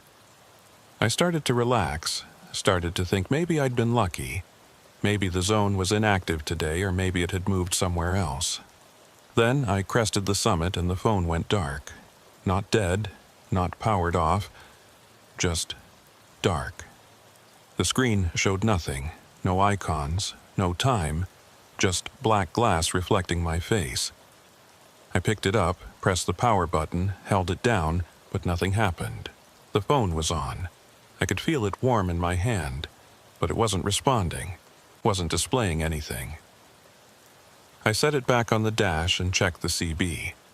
The green light was glowing, the unit was receiving, but there was no sound, no background hiss, just that same hollow silence I remembered from before. My heart started to pound, adrenaline kicking in even though nothing had actually happened yet. Nothing had threatened me, but I knew what was coming, knew this was the beginning of whatever the zone wanted to do. I kept driving, eyes locked on the road, watching for those white lights that didn't cast shadows, listening for my own voice to come crackling out of the speakers. The descent into the valley felt longer this time, the curves tighter, the shadows deeper. The sun was still up, but the light felt muted somehow, filtered, like I was seeing it through a lens that stripped away its warmth. Then the CB crackled, and I tensed, waited for the playback to start, for my voice to echo back at me. but it wasn't my voice. It was someone else's. A woman. Calm and professional. Westbound traffic, be advised. There's a disabled vehicle at mile marker 42. Emergency services are en route. Use caution. It was the kind of transmission you heard a dozen times a day. Routine traffic information. Nothing unusual. I almost responded, almost keyed the mic to acknowledge the warning, but something stopped me. The voice was too perfect, too precise, like it had been constructed rather than spoken, like someone had assembled it from pieces of other transmissions and stitched them together into something that sounded natural but wasn't. I checked my GPS for mile marker 42. It was 3 miles ahead, right in the heart of the valley. I slowed down, scanning the roadside, looking for the disabled vehicle or emergency lights or any sign of the incident the voice had warned about. But there was nothing. Just empty highway. Trees pressing in from both sides. No vehicles, no people, no evidence of any problem. I passed mile marker 42 and kept going, waiting for something to appear, but the road stayed empty. The transmission had been fake, a lure, trying to get me to respond, trying to get me to engage. The CB crackled again. The same voice, the same words. Westbound traffic, be advised. There's a disabled vehicle at mile marker 42. Emergency services are en route. Use caution. Identical to the first transmission, down to the inflection and timing. A loop, playing over and over, waiting for someone to acknowledge it. I reached for the power button, ready to shut the radio off, but before I could touch it, a different voice came through. Male this time, urgent. Any units near mile 42, we need assistance. Drivers unresponsive, possible medical emergency. I froze, hand hovering over the button. This was different. More detailed, more specific. If it was real, if someone actually needed help, I couldn't just ignore it. But if it was another fake, another attempt to draw me in, responding could be exactly what the zone wanted. I grabbed my phone, tried to call dispatch, tried to verify the transmission, but the screen was still dark, still unresponsive. I was on my own, had to make the call based on instinct alone. And my instinct was screaming that this was wrong, that no legitimate emergency would be announced on a random CB channel with no follow-up, no official protocols. I kept driving, didn't respond, didn't stop, just maintained speed and watched the mirrors for any sign of pursuit. The transmissions continued, cycling through the same warnings and requests, always about mile marker 42, always urgent but never quite convincing. After a while, they started to blend together. Different voices saying the same things, like the zone was testing variations, trying to figure out which combination would work, which sequence of words would trigger a response. It felt calculated, methodical, like I was being studied by something that understood cause and effect, but not emotion. Something that knew humans responded to distress calls but didn't understand why. The valley floor leveled out and the highway straightened, following the river north. The transmission stopped abruptly, replaced by that dead silence again, and I thought maybe I'd cleared the zone, maybe I was past the worst of it. But then my phone lit up, the screen blazing bright, and I saw that I had 47 missed calls, all from the same number, all from Dorian. I stared at the screen, watched the notification count climbing, 48, 49, 50. Calls coming in faster than they could register. But the phone wasn't ringing, wasn't making any sound, just silently logging call after call after call. I answered it, pressed the green button and raised the phone to my ear. Static, loud and aggressive.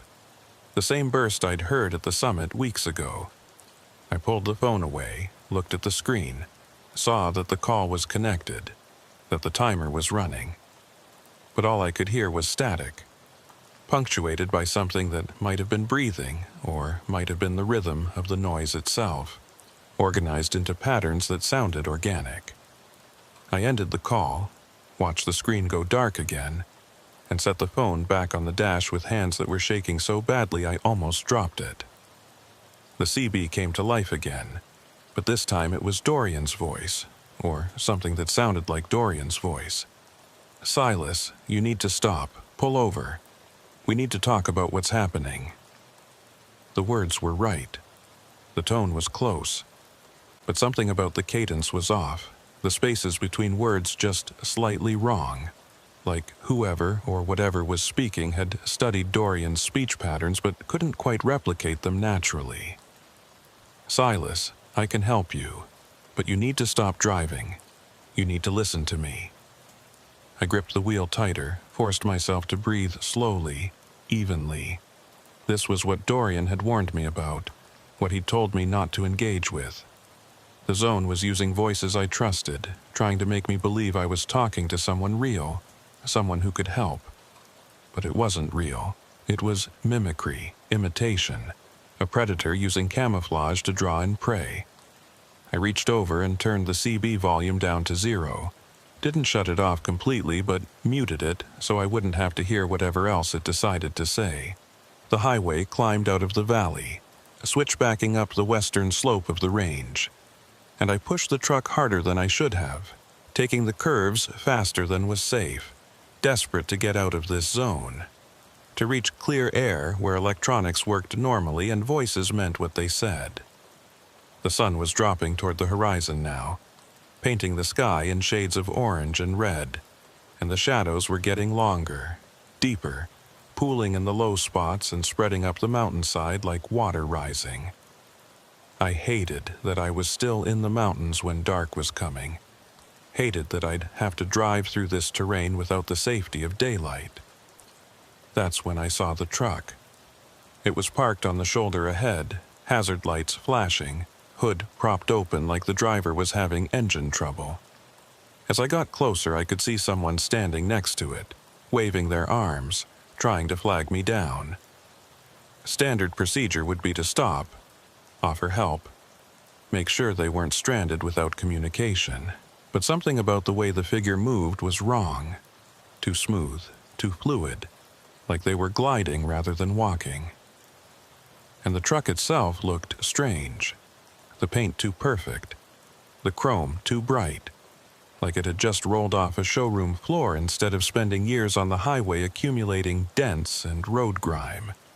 I slowed down slightly, not wanting to blow past too fast in case it was a legitimate emergency, but I didn't stop. As I passed, I got a better look at the figure, and my blood ran cold. It didn't have a face, or rather, it had the suggestion of a face. A blank oval where features should have been, smooth and featureless and wrong. The arms kept waving, the body kept moving, but that empty space where eyes and mouth and nose should have been just stared at me, or would have stared if there were eyes to stare with. I hit the gas, sped up, watching in the mirror as the figure grew smaller and finally disappeared around a curve. The truck on the shoulder was gone when I checked again. Just empty pavement where it had been parked. No tire marks, no oil stains, nothing to indicate a vehicle had ever been there. I was breathing hard now, hands locked on the wheel, every nerve screaming at me to get out, to get clear, to put as much distance as possible between myself and whatever was happening in these mountains. The CB was still muted, but I could see the lights flashing on the display, indicating transmissions coming through. The zone still trying to communicate, still trying to draw me in. I drove for another 30 minutes before the highway finally crested the western ridge and started its descent toward the plains beyond. The terrain opened up, the trees thinned out, and I could see for miles in every direction. See the flat expanse of grassland stretching away toward the horizon. My phone buzzed suddenly, startling me so badly I almost swerved. I grabbed it, saw that I had a text message from Dorian. Real Dorian this time, I hoped. The message was short. Are you clear? Call me when you can. I pulled over at the first rest area I found, parked in a well-lit spot near other trucks, and sat there for a minute just breathing, letting the adrenaline drain away. My hands were still shaking and I could feel sweat cooling on my forehead, making me shiver in the heated cab. I checked my surroundings, made sure I was really out of the mountains, really in safe territory before I called Dorian back. He answered immediately. Silas, you okay? Yeah, I said, though my voice was rough. Yeah, I'm clear. But Dorian, it was worse this time. Way worse. It used your voice, called my phone 50 times, showed me a truck on the roadside with someone who didn't have a face. What the hell is this thing? He was quiet for a long moment, and when he spoke his voice was grim. I don't know. I've been researching it, talking to other drivers, trying to piece together what's actually happening in that zone. And the more I learn, the less sense it makes. It's not just radio interference, Silas. It's intelligent. It studies people, learns how they communicate, and uses that information to interact with them. Some drivers report it perfectly mimicking loved ones, using names and details it shouldn't know. Others say it creates entire scenarios, fake accidents or emergencies, trying to get people to stop. Why? I asked. What does it want? I think it wants to understand us, Dorian said slowly. I think it's trying to figure out how humans work, how we think and communicate and make decisions. And the best way to do that is to interact with us, to test different approaches and see what gets a response. But here's the thing, Silas. The drivers who engage with it, who stop and investigate or respond to the transmissions, they report losing time. Hours, sometimes days, just gone. They remember pulling over, remember starting to interact with whatever contacted them, and then they're waking up miles away with no memory of how they got there. I felt cold settle into my bones, deeper than the temperature, deeper than the fear. You think it's abducting people? I don't know what it's doing, Dorian admitted. But I know it's dangerous, and I know the more you engage with it, the more control it seems to gain. That's why I keep telling you not to respond, not to stop. As long as you keep moving, as long as you don't give it an opening, it can't do more than try to lure you in. But if you stop, if you acknowledge it, you're giving it permission to escalate. We talked for another 20 minutes, him walking me through everything I'd experienced, taking notes, adding my encounter to whatever database he was building. He told me other drivers had reported similar experiences. The fake emergency transmissions, the impossible phone calls, the roadside apparitions. It was a pattern, consistent and repeating, which suggested the zone operated according to rules, even if we didn't understand what those rules were. And that gave me some small measure of comfort, the idea that this wasn't random, that there were boundaries even if they weren't clearly marked. I need to ask you something, I said, as the conversation was winding down. Have you ever been through the zone yourself, or are you just collecting stories from other drivers? There was a long silence, long enough that I thought maybe the call had dropped. Then Dorian spoke, and his voice was different, quieter, haunted. I went through it once, 5 years ago. I was running a load through the Bighorns, lost signal just like you did. I started hearing transmissions that didn't make sense. And I stopped, Silas. I pulled over to check my equipment, thought maybe something was wrong with my antenna or my power supply. And while I was standing there on the shoulder trying to figure out what was happening, I heard my daughter's voice on the CB. She was 7 at the time, shouldn't have known how to use a radio, shouldn't have even been near one. But there she was, calling for me, saying she was scared, saying she needed help. He paused, and I could hear him breathing, could hear the weight of the memory in the silence. I responded, grabbed the mic and started talking to her, asking where she was, telling her daddy was coming. And that's the last thing I remember clearly. Next thing I knew, I was waking up in my truck 50 miles down the highway, 6 hours gone.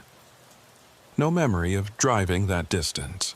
My daughter was fine, was at home with my wife the whole time, never touched a radio.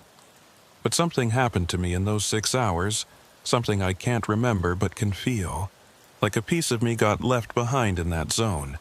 Like part of my consciousness is still there, still responding to that voice that sounded like my daughter but wasn't. I didn't know what to say to that. Didn't have words adequate to address what he was telling me. So I just listened as he continued. That's why I monitor the zone now. That's why I try to help drivers who get caught in it. Because I know what it's like to be lured in, to hear something that sounds so real, so genuine, that you can't help but respond. And I know what it costs. I'm trying to make sure nobody else has to pay that price. I'm sorry, I said, and I meant it. I can't imagine what that's like, not knowing what happened, always wondering. The not knowing is the worst part, Dorian agreed. But I've learned to live with it, and I've learned enough about the zone to help other people avoid what happened to me. So, when I tell you to keep driving, to not engage, it's not just theory, it's survival. That thing in the mountains, whatever it is, it's patient, and it's smart, and it will use everything you care about against you if you give it the chance. We ended the call shortly after that, both of us needing time to process, to settle back into our separate realities. I sat in the truck for a while longer, watching other drivers come and go, envying their normal routes, their ordinary problems. They didn't know how lucky they were driving roads that followed expected patterns, that didn't reach out and try to pull you into spaces where the rules stopped applying.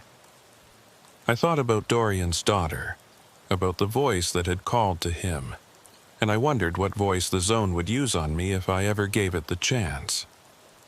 Whose face would it wear? Whose words would it speak to make me stop and listen? I didn't want to find out. Didn't want to become another story in Dorian's collection. Another driver who'd lost time and memory and pieces of themselves to whatever haunted those mountains. So I made a decision right there. Sitting in that rest area with the engine idling and the lights bright around me. I'd run other routes, take different corridors, find ways to make a living that didn't require passing through that zone. It would cost me money, would limit my options, but it was better than the alternative. Better than stopping on a dark shoulder and hearing a voice I recognized calling out to me. Better than waking up miles away with hours gone and no memory of what I'd done or what had been done to me. I pulled out of the rest area and headed north, away from the mountains, toward flatter country where the roads were straight and the signals were strong, and the only voices on the CB belonged to real people driving real trucks.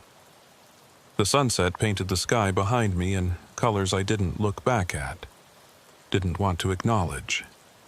Like the mountains themselves were burning, trying to hold my attention one last time.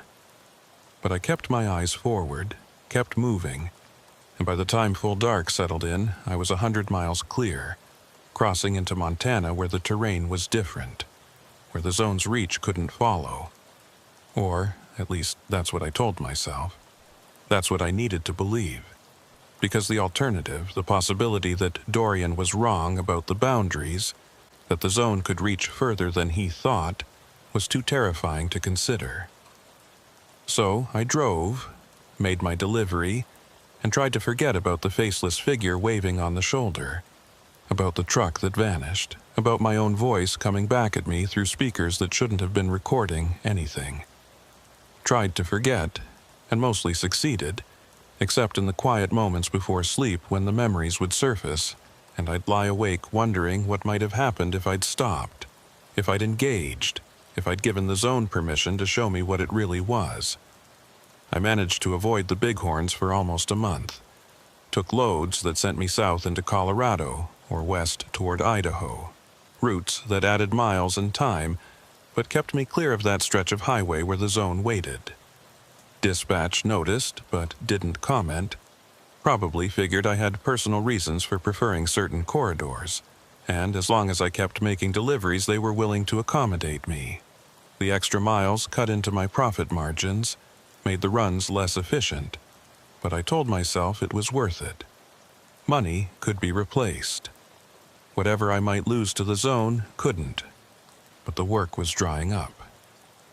Winter was settling in hard across the mountain west, closing high passes and making the roads treacherous, and the loads that did come through were concentrated on the major routes, the ones that got plowed and maintained regardless of conditions. And one of those routes unavoidably was the highway through the Bighorns. When dispatch called in mid-December with a high-paying emergency load that needed to reach Billings within 24 hours, I knew I didn't have a choice. The money was too good to turn down, and turning it down would raise questions I still didn't want to answer. So I accepted the job, loaded up, and started driving north, trying to convince myself that I'd learned enough to handle whatever the zone threw at me. I called Dorian before I left, told him I was going back in, asked if he had any new advice. He was quiet for a moment, then said, "Just remember what I told you. Keep moving. Don't stop. Don't engage. The zone can't hold you if you don't give it permission. And Silas, if things get bad, if you feel like you're losing control, there's a motel about 15 miles past the summit, place called the Lodgepole Inn. Owner's name is Claire Renwick. She knows about the zone, understands what drivers go through there. If you need a safe place to stop, that's it. Tell her I sent you." I wrote down the name, thanked him, and ended the call. The fact that there was a safe place, a refuge in the middle of this nightmare territory, gave me some comfort, but it also raised questions. How did this Claire Renwick know about the zone? How many drivers had stopped there seeking shelter from whatever haunted those mountains? And most importantly, if the zone was as intelligent and adaptive as Dorian believed, why hadn't it learned to mimic her place the way it mimicked everything else? The drive up to Wyoming was uneventful. Clear roads and light traffic. Weather holding cold but stable. I made good time, pushed through the hours with coffee and determination, trying not to think about what was waiting for me in the mountains.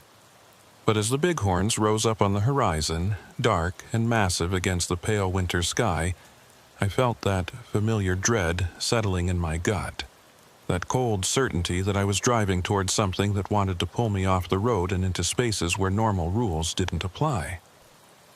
I hit Powder River Pass just after sunset, the sky fading from gray to black, stars beginning to appear in the gaps between clouds. The temperature was dropping fast, cold enough that I could see my breath inside the cab despite the heater running full blast. My CB was on, volume low, and my phone was charged and ready on the dash.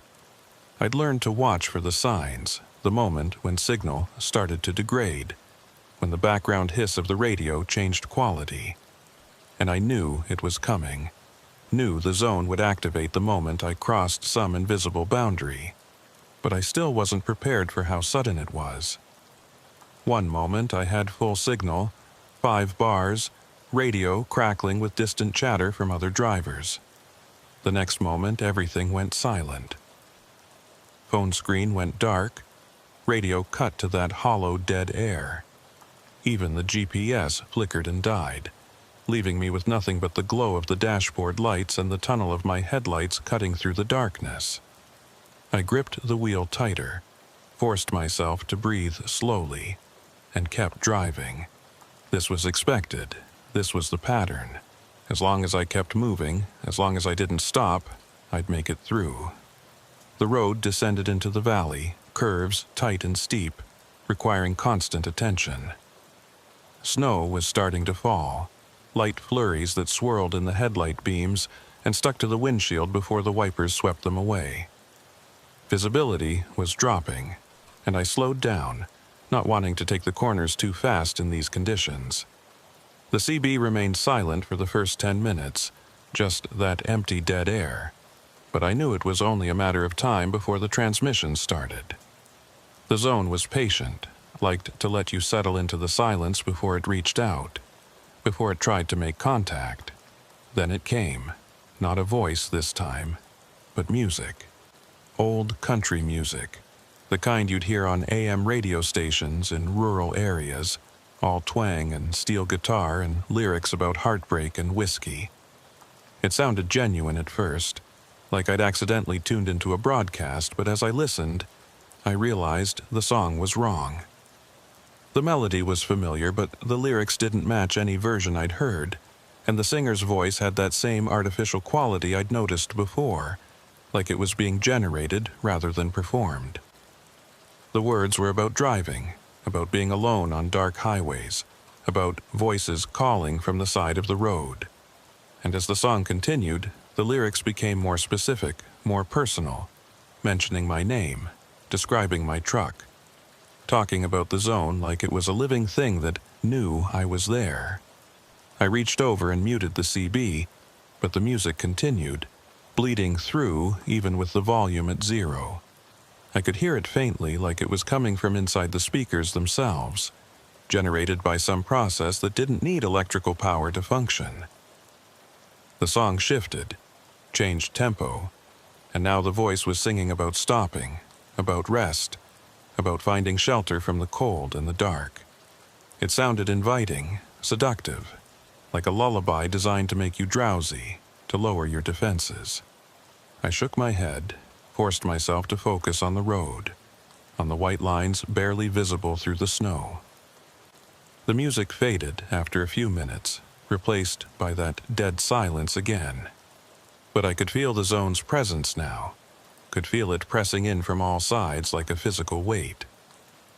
The darkness beyond my headlights seemed thicker, more substantial, like it was made of something other than absence of light, and the road itself felt different. The curves coming up in unexpected places, the mile markers appearing out of sequence. I checked my GPS out of habit, even though I knew it was dead, and sure enough, the screen showed nothing, just black glass. That's when I saw the sign for the Lodgepole Inn. It appeared suddenly in my headlights, a wooden board mounted on posts at the side of the road, hand-painted letters spelling out Lodgepole Inn, vacancy, next right. An arrow pointed toward an off-ramp I hadn't noticed before, a narrow exit that curved away into the trees. I slowed down, staring at the sign, trying to decide if it was real or another trick, another lure designed to get me off the highway. Dorian had mentioned the motel, had given me the name and told me it was safe. But could I trust that? Could I be sure the zone hadn't learned about the motel and created a fake version, using the name to draw me in? I almost drove past it.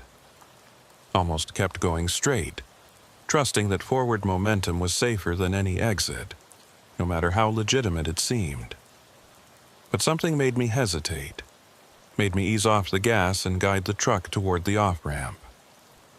Maybe it was exhaustion, maybe it was curiosity, or maybe it was the simple human need for shelter, for a place to rest that wasn't the cramped cab of a truck rolling through darkness.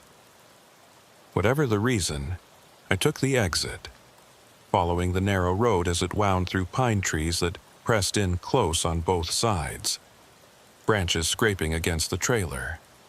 The road climbed slightly, then leveled out into a small clearing, and there it was, the Lodgepole Inn. A single-story building, maybe a dozen rooms, painted pale yellow with brown trim. There was a small office at one end with a neon vacancy sign glowing red in the window, and a handful of vehicles parked in the lot, regular cars and one other semi-truck. Warm light spilled from some of the room windows, and I could see smoke rising from a chimney, dispersing into the snowy darkness. It looked real, looked solid and ordinary, and exactly like what it claimed to be, a small roadside motel offering shelter to travelers. but I'd learned not to trust appearances. I parked the truck at the far end of the lot, positioned so I could see both the office and the exit, and sat there for a minute with the engine running, watching for anything that might give away a deception. The other truck in the lot looked lived in, legitimate, with mud on the fenders and road grime on the chrome. The cars had license plates, visible damage, normal wear and tear. And through the office window I could see movement. Someone behind the counter, real and solid and human-shaped. I checked my phone. Still no signal. Checked the CB. Still dead air. If this was the zone's creation, it was the most elaborate one yet. I climbed out of the cab, locked the doors, and walked across the lot to the office. The cold hit me immediately, wind cutting through my jacket, and I hunched my shoulders against it, moving quickly. The door had a small bell that jingled when I pushed it open, and the warmth inside was immediate and welcome, heat radiating from a wood stove in the corner. The office was small but clean. Wood-paneled walls covered with old photographs and road maps, a counter with a register and a rack of keys behind it. And behind the counter stood a woman in her 60s, gray hair pulled back in a loose bun, wearing a flannel shirt and reading glasses hanging on a chain around her neck. She looked up when I entered, and her expression shifted from neutral to knowing, like she'd seen my face before or recognized something in the way I carried myself. "You came through the zone," she said, and it wasn't a question. "You've got that look, like you're not sure if you're still dreaming or if this is real." I stood there for a moment, not sure how to respond, and finally just nodded. "Dorian Muse told me about this place. Said you know what's happening out there." Her expression softened, and she nodded. "Dorian's a good man. Sent a lot of drivers my way over the years. I'm Claire Renwick. I own this place. And yes, I know about the zone. Hard not to, when your motel sits right at its edge. You looking for a room?" "Yeah," I said, and I could hear the exhaustion in my own voice. "Yeah, I need to stop for the night, make sure I'm still in one piece before I keep going." Claire pulled a registration card from beneath the counter, slid it across to me along with a pen. $50, includes breakfast. Coffee's always on in the lobby. Room 7 is open, nice and quiet, away from the road. She paused, studying me. "You experience anything specific out there? Anything I should know about?" I filled out the card, hands still shaking slightly from the adrenaline. Music. Old country music with wrong lyrics. And the road felt wrong, like the curves weren't where they should be. But I didn't stop, didn't respond to anything. Just kept driving until I saw your sign. Claire nodded slowly, like I'd confirmed something she'd suspected. "The music's new, or newer anyway. Started hearing about that maybe 6 months ago. Before that, it was mostly voices, fake transmissions, things like that. But it's learning, adapting, trying new approaches." She took the card back, filed it away, and handed me a key. "Room 7, like I said, try to get some rest. The zone doesn't reach inside these walls, at least not in any way I've ever noticed. You're safe here." "Why doesn't it?" I asked, the question spilling out before I could stop it. If it's as smart as everyone says, if it can mimic anything, why hasn't it learned to fake this place? Why isn't there a duplicate lodgepole inn out there somewhere, luring drivers in? Claire smiled, small and sad. Because I asked it not to. She saw my confusion and continued. 20 years ago, when I first bought this place, I started noticing the patterns. Drivers coming through talking about lost time, strange transmissions, things that shouldn't be possible. And I started documenting it, keeping records, trying to understand what was happening. And one night, when the zone was particularly active, I went out to the edge of the property and I talked to it. Just stood there in the dark and spoke out loud, told it what I knew, what I'd figured out. And I made a deal. I stared at her, not sure if I was hearing this right. You made a deal with it. I offered it something it wanted, Claire said simply. Information, stories. Every driver who stops here and tells me what they experienced, I write it down. Keep detailed records of the zone's behavior, its patterns, its evolution. And in exchange, it leaves this place alone. Doesn't mimic it, doesn't interfere with it, lets it exist as a genuine safe space.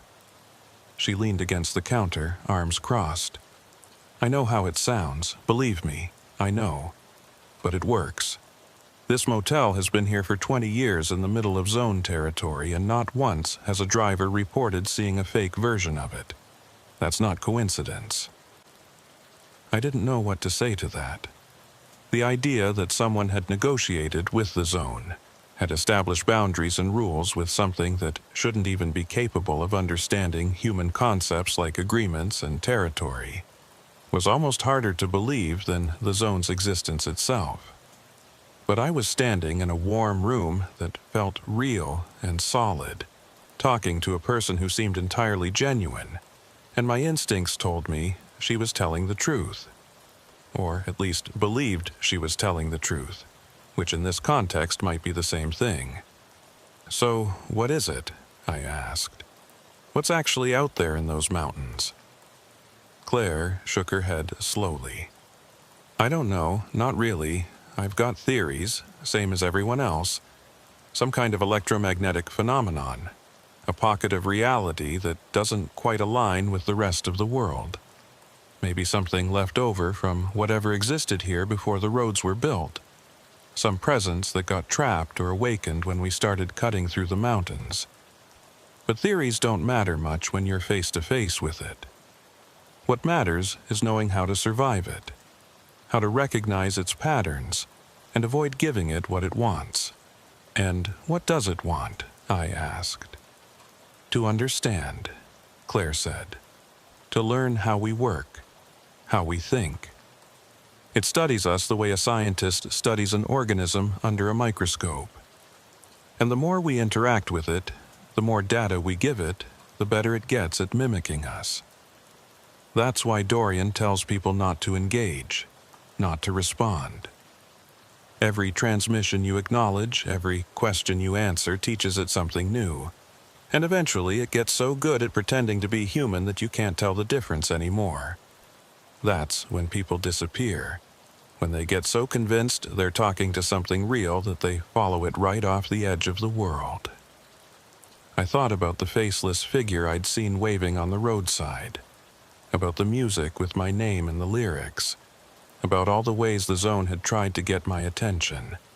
And I thought about Dorian losing 6 hours, waking up miles away with no memory of what had happened. Has anyone ever come back from that? I asked, from following it off the edge. Some, Claire said. But they're never quite right afterwards. Something gets left behind, or something comes back with them. Hard to say which. They function, they drive, they live their lives. But there's a hollowness to them, a disconnect. Like they're operating on autopilot and the person they used to be is somewhere else, still trapped in whatever space the zone opened up for them. We talked for a while longer, Claire sharing stories from other drivers, building a picture of the zone's capabilities and limitations. She showed me her records, thick notebooks filled with handwritten accounts, dates and times, and detailed descriptions of encounters. It was impressive, methodical, the kind of documentation that would be valuable to researchers if anyone official would take the report seriously. But she wasn't doing it for science or recognition. She was doing it because the deal she'd made required it. Because keeping the zone satisfied with information was the price of maintaining this safe space. I took the key to room 7, thanked her, and walked back out into the cold. The snow was falling heavier now, accumulating on the ground, and my truck was already wearing a white coat. I grabbed my overnight bag from the cab, checked that everything was locked up tight, and headed for my room. The key worked smoothly in the lock and the door opened onto a simple but clean space. Bed, Dresser, small TV, bathroom with a shower. Normal, ordinary, safe. I locked the door behind me, drew the curtains, and sat on the edge of the bed, finally allowing myself to relax. The room was warm, quiet, insulated from the wind and snow outside.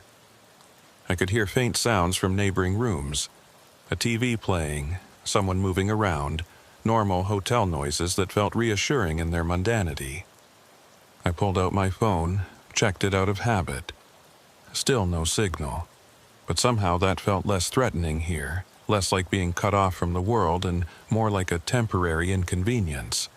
I took a shower, washing away the sweat and tension of the drive, and when I came out, the mirror was fogged and the bathroom was full of steam. I wiped a clear spot on the glass to shave, and that's when I noticed it. Writing on the mirror, revealed by the condensation, like someone had traced letters on the surface, and the moisture was making them visible. The message was short. You didn't stop. I stared at it, heart suddenly pounding, hand frozen with the razor halfway to my face. The words were right there, clear and undeniable, written in what looked like a finger traced through condensation. But I was alone in the room, had been alone since I locked the door, and the mirror had been clear when I started the shower. I reached out slowly, touched the glass where the words appeared. It was cold, colder than it should be, like something on the other side was drawing heat away from it. I grabbed a towel and wiped the mirror clean, erasing the message, and quickly finished shaving with shaking hands. Then I went back into the main room, checked the door lock, checked the windows, made sure everything was secure. Nothing was out of place. Nothing looked disturbed. But I couldn't shake the feeling that something had been in here with me, something that had watched me drive through the zone, that had noticed I hadn't stopped, and that wanted me to know it had noticed. I called Dorian from the room phone, the old landline on the nightstand, and he picked up on the second ring. "Silas? You at Claire's place?" "Yeah," I said, keeping my voice low. "Yeah, I'm here, but Dorian, something's in the room. Left a message on the bathroom mirror. You didn't stop." "What the hell does that mean?" He was quiet for a moment, and when he spoke, his voice was careful, measured. "It means the zone is acknowledging that you resisted, that you didn't give it what it wanted. Sometimes it does that, leaves markers for drivers who manage to pass through without engaging, like it's keeping score, tracking who's playing the game and who's ignoring it." "Is it a threat?" I asked. "I don't think so," Dorian said. "More like recognition. But Silas, listen to me. You need to leave first thing in the morning. Don't stay there longer than necessary. Claire's place is safe, but the zone surrounds it. And the longer you stay, the more time it has to study you, to figure out new approaches. You survived the drive-through, that's good. Now you need to finish the run and get clear." We talked for a few more minutes, him reassuring me that the message was nothing to panic about, that it was just the zone's way of making its presence known. But I could hear the undercurrent of concern in his voice, could tell he was more worried than he wanted to let on. When we hung up, I sat on the bed for a long time, staring at the bathroom door, thinking about those words appearing in the condensation. You didn't stop.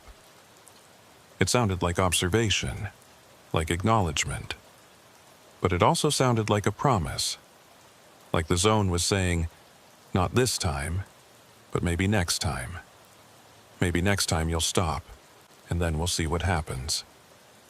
I barely slept that night, drifting in and out of shallow dreams where I was driving through darkness, and voices were calling to me from the roadside.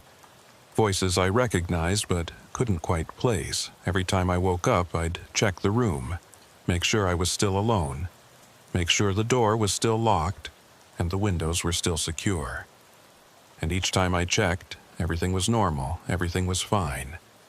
But the unease never left, that feeling of being watched, being studied, being marked as someone who'd passed through the zone's territory and lived to tell about it.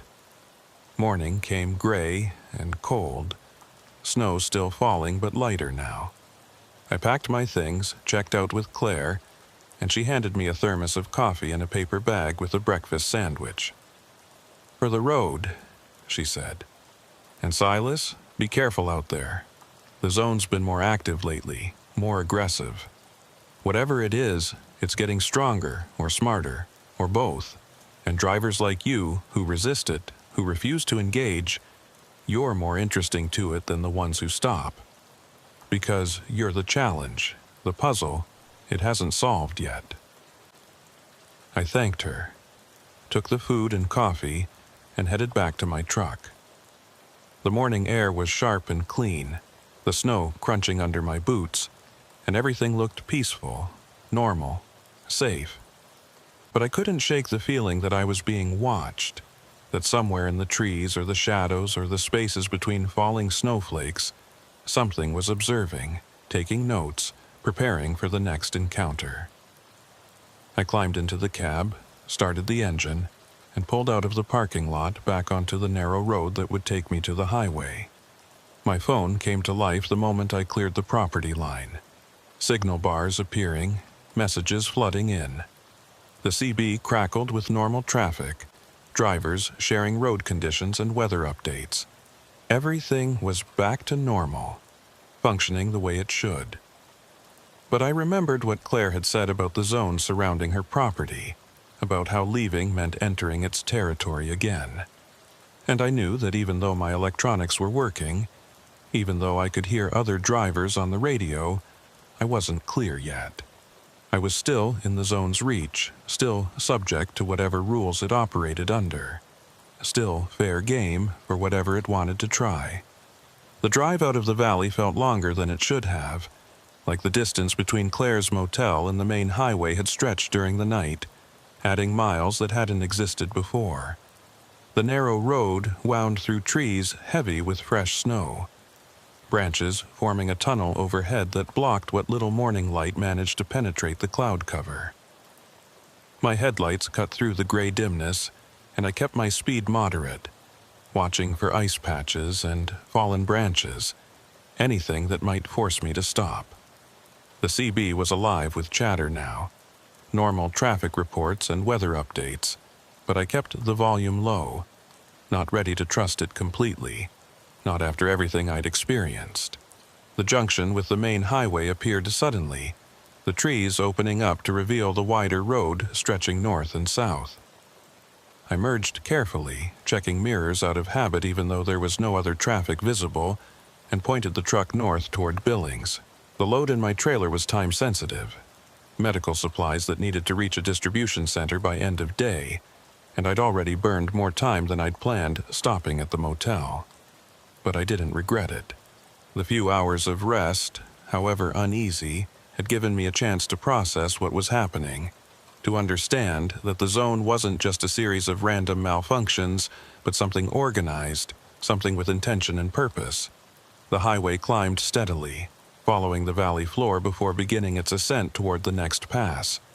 This was the stretch I'd been dreading, the final gauntlet before I'd be clear of zone territory. According to my calculations based on what Dorian and Claire had told me, I had about 30 miles of exposure left. 30 miles where anything could happen, where the zone could make one last attempt to draw me in. I checked my phone, saw I still had signal, and decided to call Dorian while I could, while the connection was still reliable. He answered on the first ring, like he'd been waiting for the call. "Silas, you on the road?" "Yeah, just left Claire's place. Got maybe 30 miles before I'm clear. Wanted to check in while I still have signal." I paused, adjusted my grip on the wheel as the road curved. She told me about the deal she made with the zone, about giving it information in exchange for leaving her motel alone. "That's real? That actually works?" "As far as I can tell, yes," Dorian said, and I could hear the sound of papers rustling in the background, like he was going through files. "Claire's been doing it for years, keeping those records. documenting every encounter, and in all that time, no driver has reported seeing a fake lodgepole in. The zone honors the agreement, or at least appears to, which tells us something important about what we're dealing with. What does it tell us? I asked, genuinely curious now, despite my fear. That it understands concepts like reciprocity and boundaries, Dorian said slowly, like he was thinking through it as he spoke. That it's not just mimicking human behavior, but actually comprehending it on some level. A purely mechanical phenomenon wouldn't care about deals or agreements. But something intelligent, something that can process cause and effect and social contracts, that's different. That's something we might be able to communicate with, negotiate with, if we understood it better.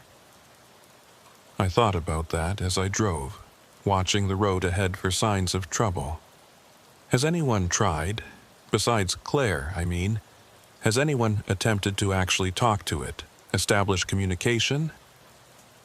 There was a long silence on the line, long enough that I thought maybe I'd lost the connection. Then Dorian spoke, his voice careful.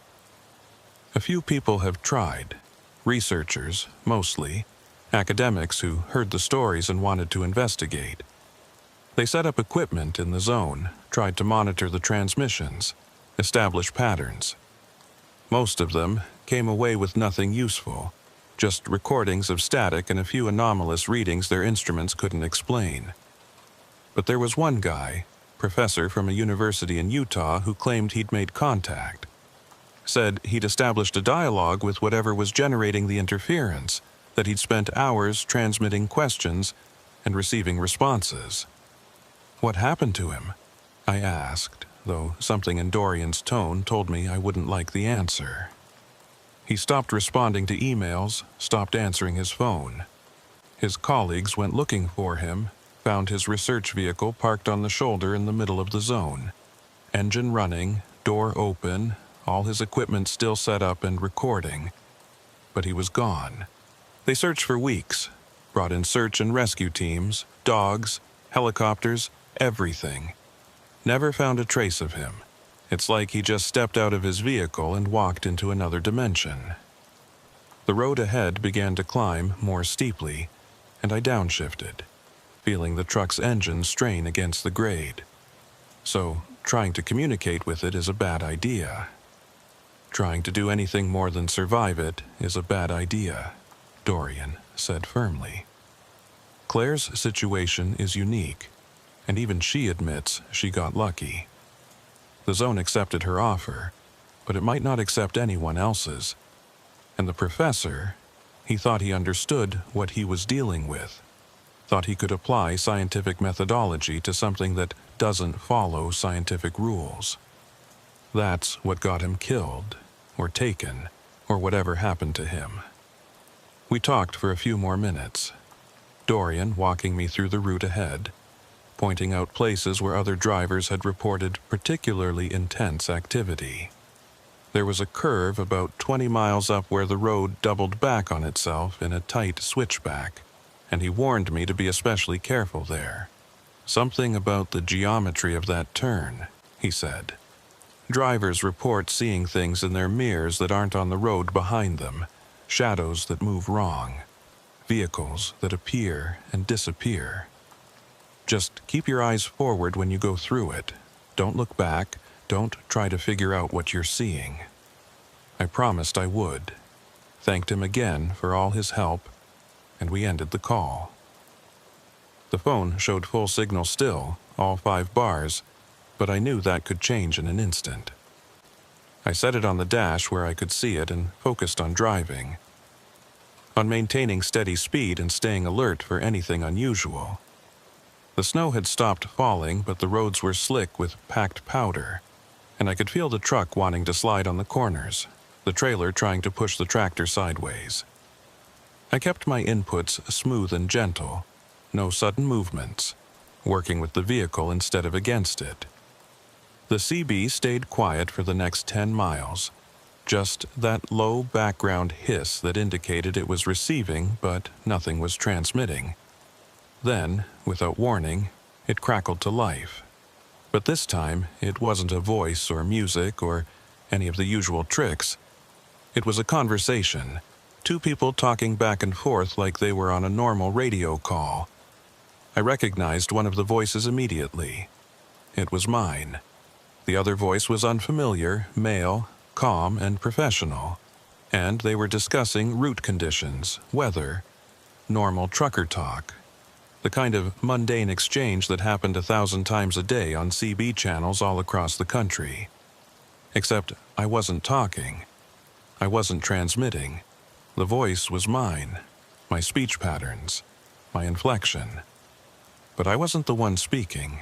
I listened in growing horror as my voice discussed things I'd never said, shared information I'd never transmitted, carried on a conversation I'd never had. The other voice responded naturally, asking questions, offering advice, completely unaware that they were talking to something that only sounded human. The conversation continued for maybe 2 minutes, both voices clear and distinct, before cutting off abruptly, replaced by silence. I grabbed my phone with shaking hands, called Dorian back. He answered immediately. "What's wrong?" "It's using my voice," I said, barely able to keep my voice steady. "Right now, on the CB, having a conversation with another driver. But I'm not transmitting, Dorian. I'm not saying anything. It's doing it on its own." "Jesus," Dorian breathed. "Silas, that's advanced. That's way more sophisticated than what I've heard before. It's not just mimicking anymore, it's generating, creating new transmissions based on what it's learned from you. That means what?" I demanded when he trailed off. "That means it's figured you out," he said quietly. "It's processed enough data from your transmissions, your speech patterns, your voice, that it can create new content.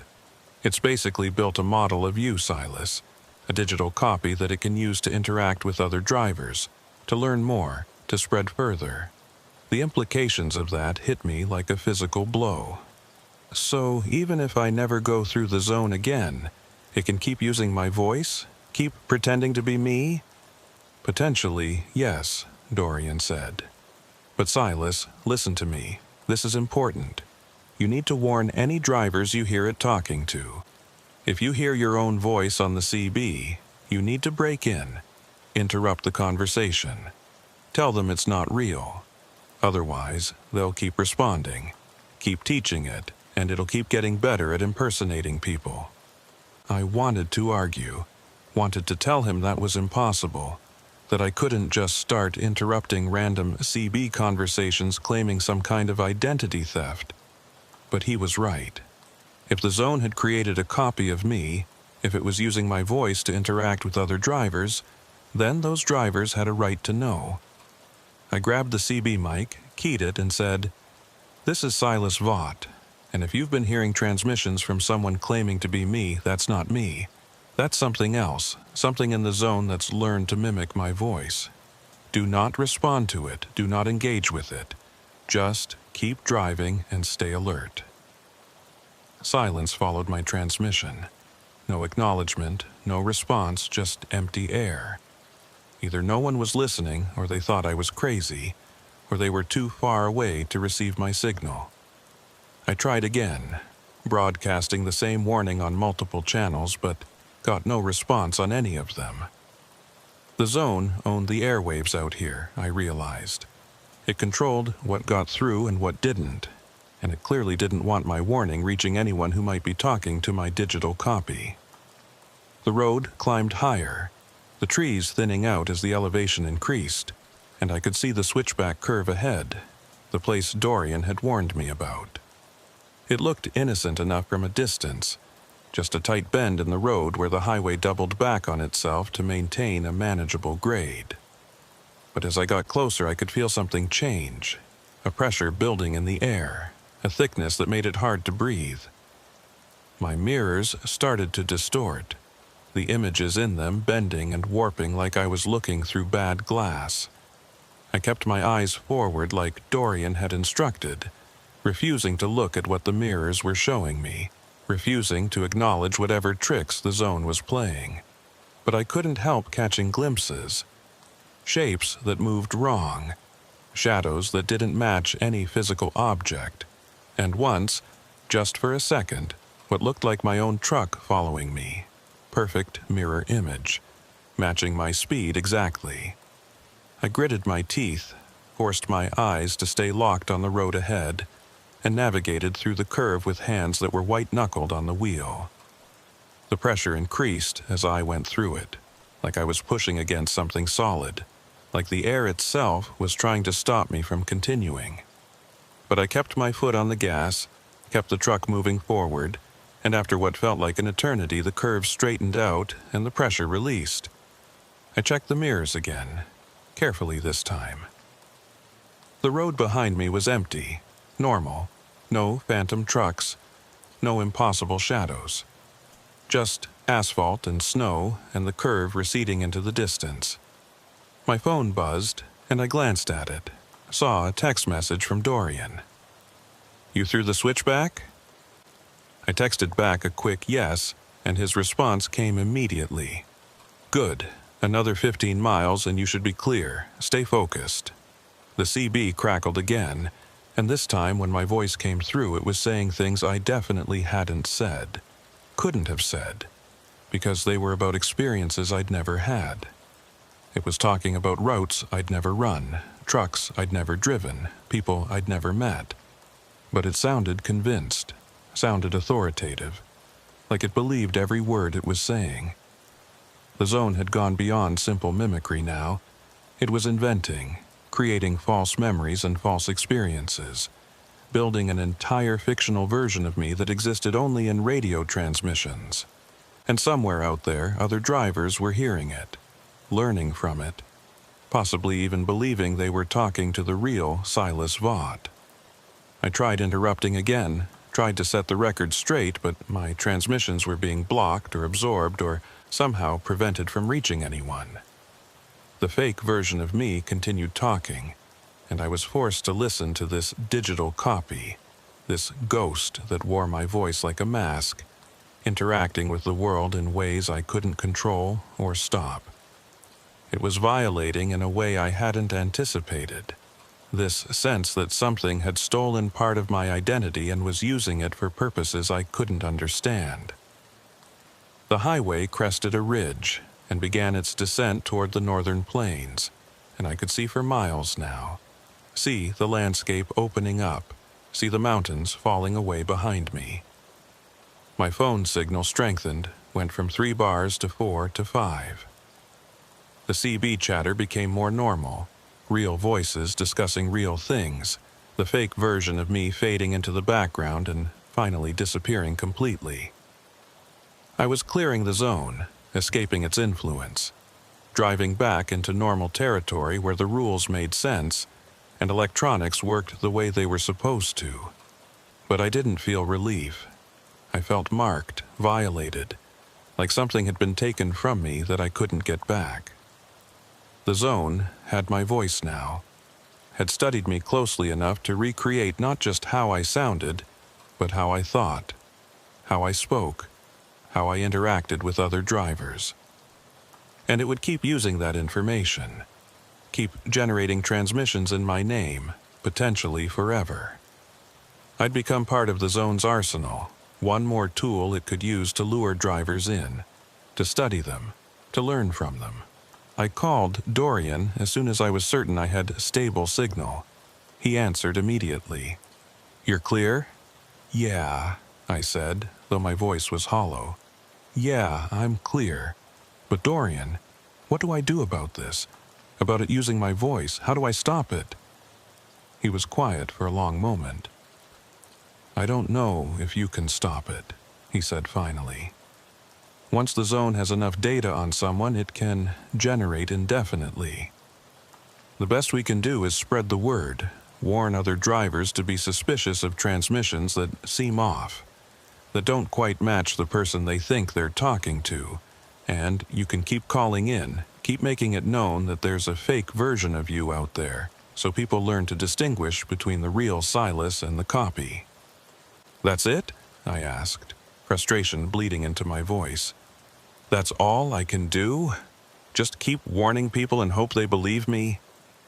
"I'm sorry, Silas," Dorian said, and he sounded genuinely pained. "I know it's not enough, but we're dealing with something we don't fully understand, something that operates according to rules we haven't figured out yet. The fact that you made it through 3 times now, that you resisted it each time, that's significant. Most drivers don't make it through once without stopping, without engaging. You're stronger than you know." We talked for a while longer, him reassuring me trying to process what had happened and what it meant for my future. Eventually, we ended the call, and I continued north, putting more miles between myself and the zone, trying to convince myself that I was safe now, that it was over. But I knew it wasn't over, would never be over. Because the zone had marked me, had studied me, had taken something from me that I couldn't reclaim. And every time another driver heard my voice coming through their CB, every time someone responded to the fake version of me, the zone would learn a little more, get a little stronger, get a little better at pretending to be human. I delivered the load and billings on time, signed the paperwork, and immediately requested a different route for my next run. Dispatch was accommodating, probably sensed something was wrong, even though I didn't explain it fully. They assigned me to a southern corridor, runs through Colorado and New Mexico, where the terrain was different, where the zone's influence didn't reach. I took the job gratefully and headed south, leaving Wyoming behind, leaving the mountains and their secrets to prey on other drivers, other voices. But I couldn't leave it behind completely, because every time I turned on my CB, every time I heard another driver's voice coming through, I wondered, was it real? Was it actually them? Or was it the zone, using some copy it had made, some digital ghost wearing their identity like a disguise? The paranoia was subtle at first, easy to dismiss, but it grew over time. I started avoiding the CB except when absolutely necessary, started relying more on my phone and GPS, started trusting electronics less and my own instincts more. Dorian called regularly, checking in, sharing reports from other drivers who'd been through the zone. The pattern was consistent. People who engaged with it lost time, lost memories, came back different. People who resisted it got marked, got copied, got turned into tools the zone could use. There was no winning, just degrees of losing, and all you could do was minimize the damage and keep driving. He told me stories about other drivers whose voices had been stolen, who reported hearing themselves on the CB saying things they'd never said, going places they'd never been. It was an epidemic, he said, spreading slowly but steadily, the zone learning from each encounter and using that knowledge to improve its mimicry. I ran southern routes for 3 months before I finally had to take another load through Wyoming. Different route this time, further east, nowhere near the Bighorns or the zone, as Dorian and I understood it. But I was nervous anyway. Couldn't shake the feeling that the boundaries we'd mapped were incomplete, that the zone reached further than we thought, that anywhere in these mountains could become dangerous if conditions were right. I kept my CB off for the entire run, relied on my phone for navigation and communication, didn't give the zone any opportunity to reach out, to make contact, to try luring me in again. And it worked. I made it through without incident, delivered my load, got back to safer territory. But the fear never left. That constant awareness that I was driving through a world where some roads led to places that shouldn't exist, where voices on the radio might not belong to the people they sounded like, where stopping at the wrong exit could mean losing hours or days or yourself entirely. I'd become hyper-vigilant, paranoid, jumping at every unusual transmission, questioning every encounter. Claire called me once, few months after my stay at her motel. She'd heard from Dorian that I was avoiding the zone, that I'd been marked by it. She wanted to add my story to her records, wanted details about the voice copying, about how sophisticated the mimicry had become. I spent an hour on the phone with her describing everything I'd experienced, and she took notes, asking clarifying questions, building her database of the zone's capabilities. At the end of the conversation, she said something that stuck with me. "You know what scares me most about this, Silas? It's not that the zone exists, or that it's intelligent, or even that it's learning from us. It's that we don't know what it wants with all this information it's gathering. What's the end goal? What's it building toward? Because something that studies this intensely, that works this hard to understand human communication and behavior, it's preparing for something, and I don't think any of us are going to like what that something is." I thought about that often in the months that followed. Thought about the professor who disappeared trying to communicate with it. About Dorian losing 6 hours and never recovering the memory. About all the drivers whose voices had been stolen and were now being used to lure other drivers in. What was the zone building? What was it preparing for? And would we recognize the danger when it finally revealed its purpose? I kept driving because that's what truckers do. We drive. We haul loads from one place to another. We navigate through weather and traffic and mechanical problems, and we survive. But I drove differently now, more carefully, more suspicious of everything I saw and heard. I avoided certain routes entirely, memorized the locations where strange things had been reported, kept detailed logs of any unusual transmissions or encounters. I became part of the network that Dorian and Claire had built, a community of drivers who'd seen too much, who knew too much, who carried the burden of knowledge that most people would dismiss as paranoia or delusion. And sometimes, late at night when I was parked at a rest area and the world outside was dark and quiet, I'd turn on my CB just to listen. I'd scan through the channels, hearing the normal chatter of other drivers, the routine traffic reports and casual conversations. And occasionally, maybe once every few weeks, I'd hear it. My voice. Not coming from me, not under my control, but out there in the ether, talking to someone, sharing information, sounding so perfectly like me that even I had trouble distinguishing it from my own speech. And I'd listen to this digital ghost, this copy the zone had made, and I'd wonder how many other drivers were out there, how many other voices had been stolen, how many digital copies were floating through the airwaves pretending to be human.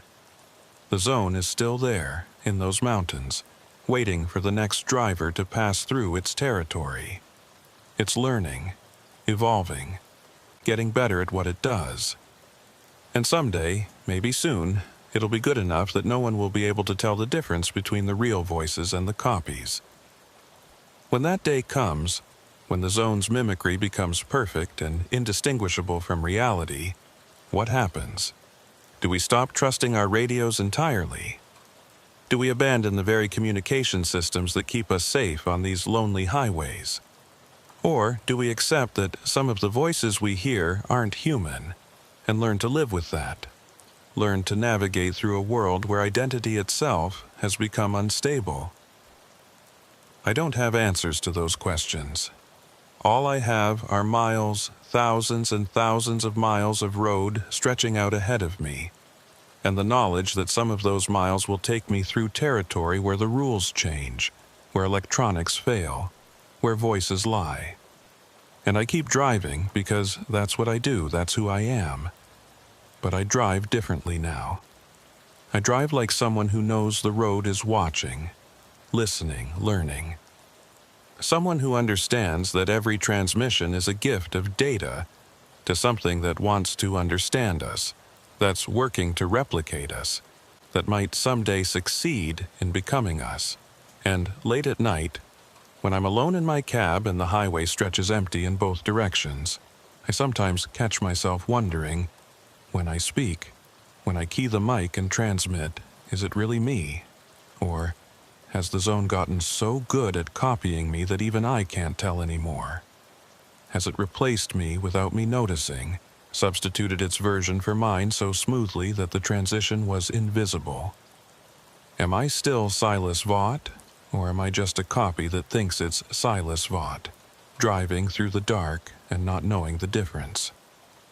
I try not to think about it too much.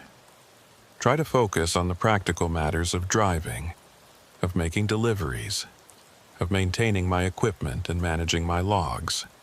But the question lingers, always there in the back of my mind, unresolved and maybe unresolvable. Because if the zone can copy voices perfectly, if it can replicate speech patterns and memories and behaviors, then where's the line between original and copy? When does mimicry become so perfect that it stops being mimicry and becomes reality? Dorian says I'm overthinking it, that I'm still me, still the person who resisted the zone's attempts to lure me in. But sometimes, when we talk on the phone, I wonder if I'm really talking to him or if I'm talking to his copy, the version the zone made when it studied him for 6 hours that day 5 years ago. And I wonder if he has the same doubts about me, if he questions whether the person calling him is still Silas or just something that sounds like Silas, something that learned to be me so well that even my friends can't tell the difference. These are the thoughts that keep me company on the long hauls, the philosophical questions that have no satisfying answers. And maybe that's the zone's real purpose, I think sometimes, not to replace us, not to harm us, but to make us question what we are, to introduce doubt into the very concept of identity. Because once you've heard your own voice speaking words you never said, once you've encountered a perfect copy of yourself operating independently in the world, you can never be quite certain again. The foundation of self becomes unstable, and you're left driving through the dark wondering if the person behind the wheel is who you think they are. But I keep driving, keep making my deliveries, keep checking in with Dorian and Claire, keep warning other drivers about the zone and its capabilities. Because even if I can't answer the big questions, even if I don't know for certain who or what I am anymore, I can still do the job, can still move freight from point A to point B, can still navigate the highways and byways of this vast country. And maybe that's enough. Maybe the act of driving itself, the simple physical reality of hands on wheel and road beneath tires, is proof enough of existence, of identity, of being real. The zone is out there, waiting, learning, growing stronger with every driver who passes through, every voice it studies, every transmission it records and analyzes and replicates. And someday, maybe soon, it'll achieve whatever goal it's been working toward, whatever purpose drove it to study us so intensely. When that day comes, I hope I'm far away, running routes through safer territory where the radios work normally and the voices are real. But I suspect that day will find me anyway, will find all of us, because the zone isn't limited to those mountains anymore.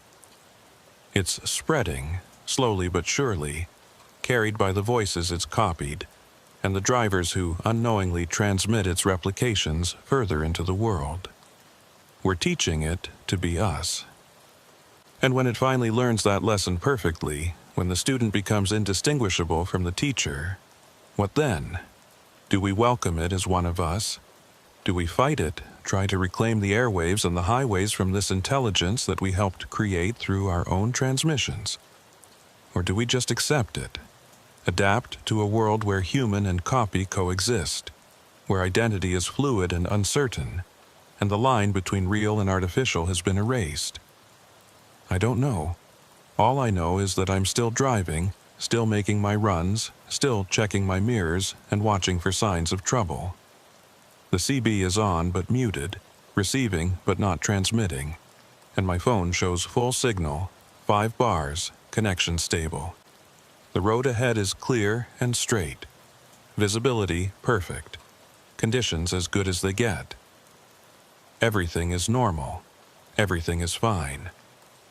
But somewhere out there, In those mountains I left behind, my voice is still talking, still transmitting, still learning to be more me than I am. And every time another driver hears it and responds, every time someone believes they're talking to Silas Vaught when they're really talking to something else, the zone gets stronger, gets smarter, gets closer to whatever it's becoming. And I keep driving because that's all I can do. Keep moving forward. Keep putting miles behind me. Keep trusting that forward momentum is enough to stay ahead of whatever's following. But sometimes, in the quiet moments between transmissions, I wonder if I'm really moving forward at all, or if I'm just driving in circles, trapped in a loop I don't recognize, following a route that leads nowhere while my copy does the real driving, makes the real deliveries, lives the real life. The zone taught me one thing for certain. Reality is more fragile than we think. And once you've seen it bend, once you've watched it break and reconstitute itself into something that looks right but feels wrong, you can never trust it completely again. You just drive and watch and wonder and hope that when you finally reach your destination, you'll still recognize the person who climbs out of the cab and signs for the delivery. That's the real terror of the zone. Not that it might trap you. Not that it might steal your voice or your time or your memory, but that it might replace you so perfectly that even you don't notice.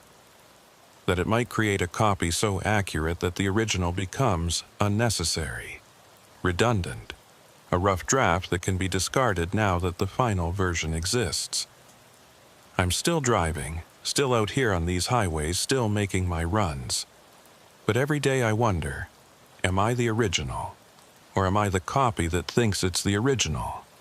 And if I'm the copy, where's the real Silas Vaught? Is he still out there somewhere, driving different routes, living a different life? Or did the zone consume him entirely, leaving only me, this perfect replica, this ghost that doesn't know it's dead? The road stretches out ahead, endless and empty, and I follow it because that's what I do, what I am. What I was programmed or taught or created to do. Keep driving, keep transmitting, keep being Silas Vaught, even if I'm not sure anymore what that means, or whether it was ever really me at all.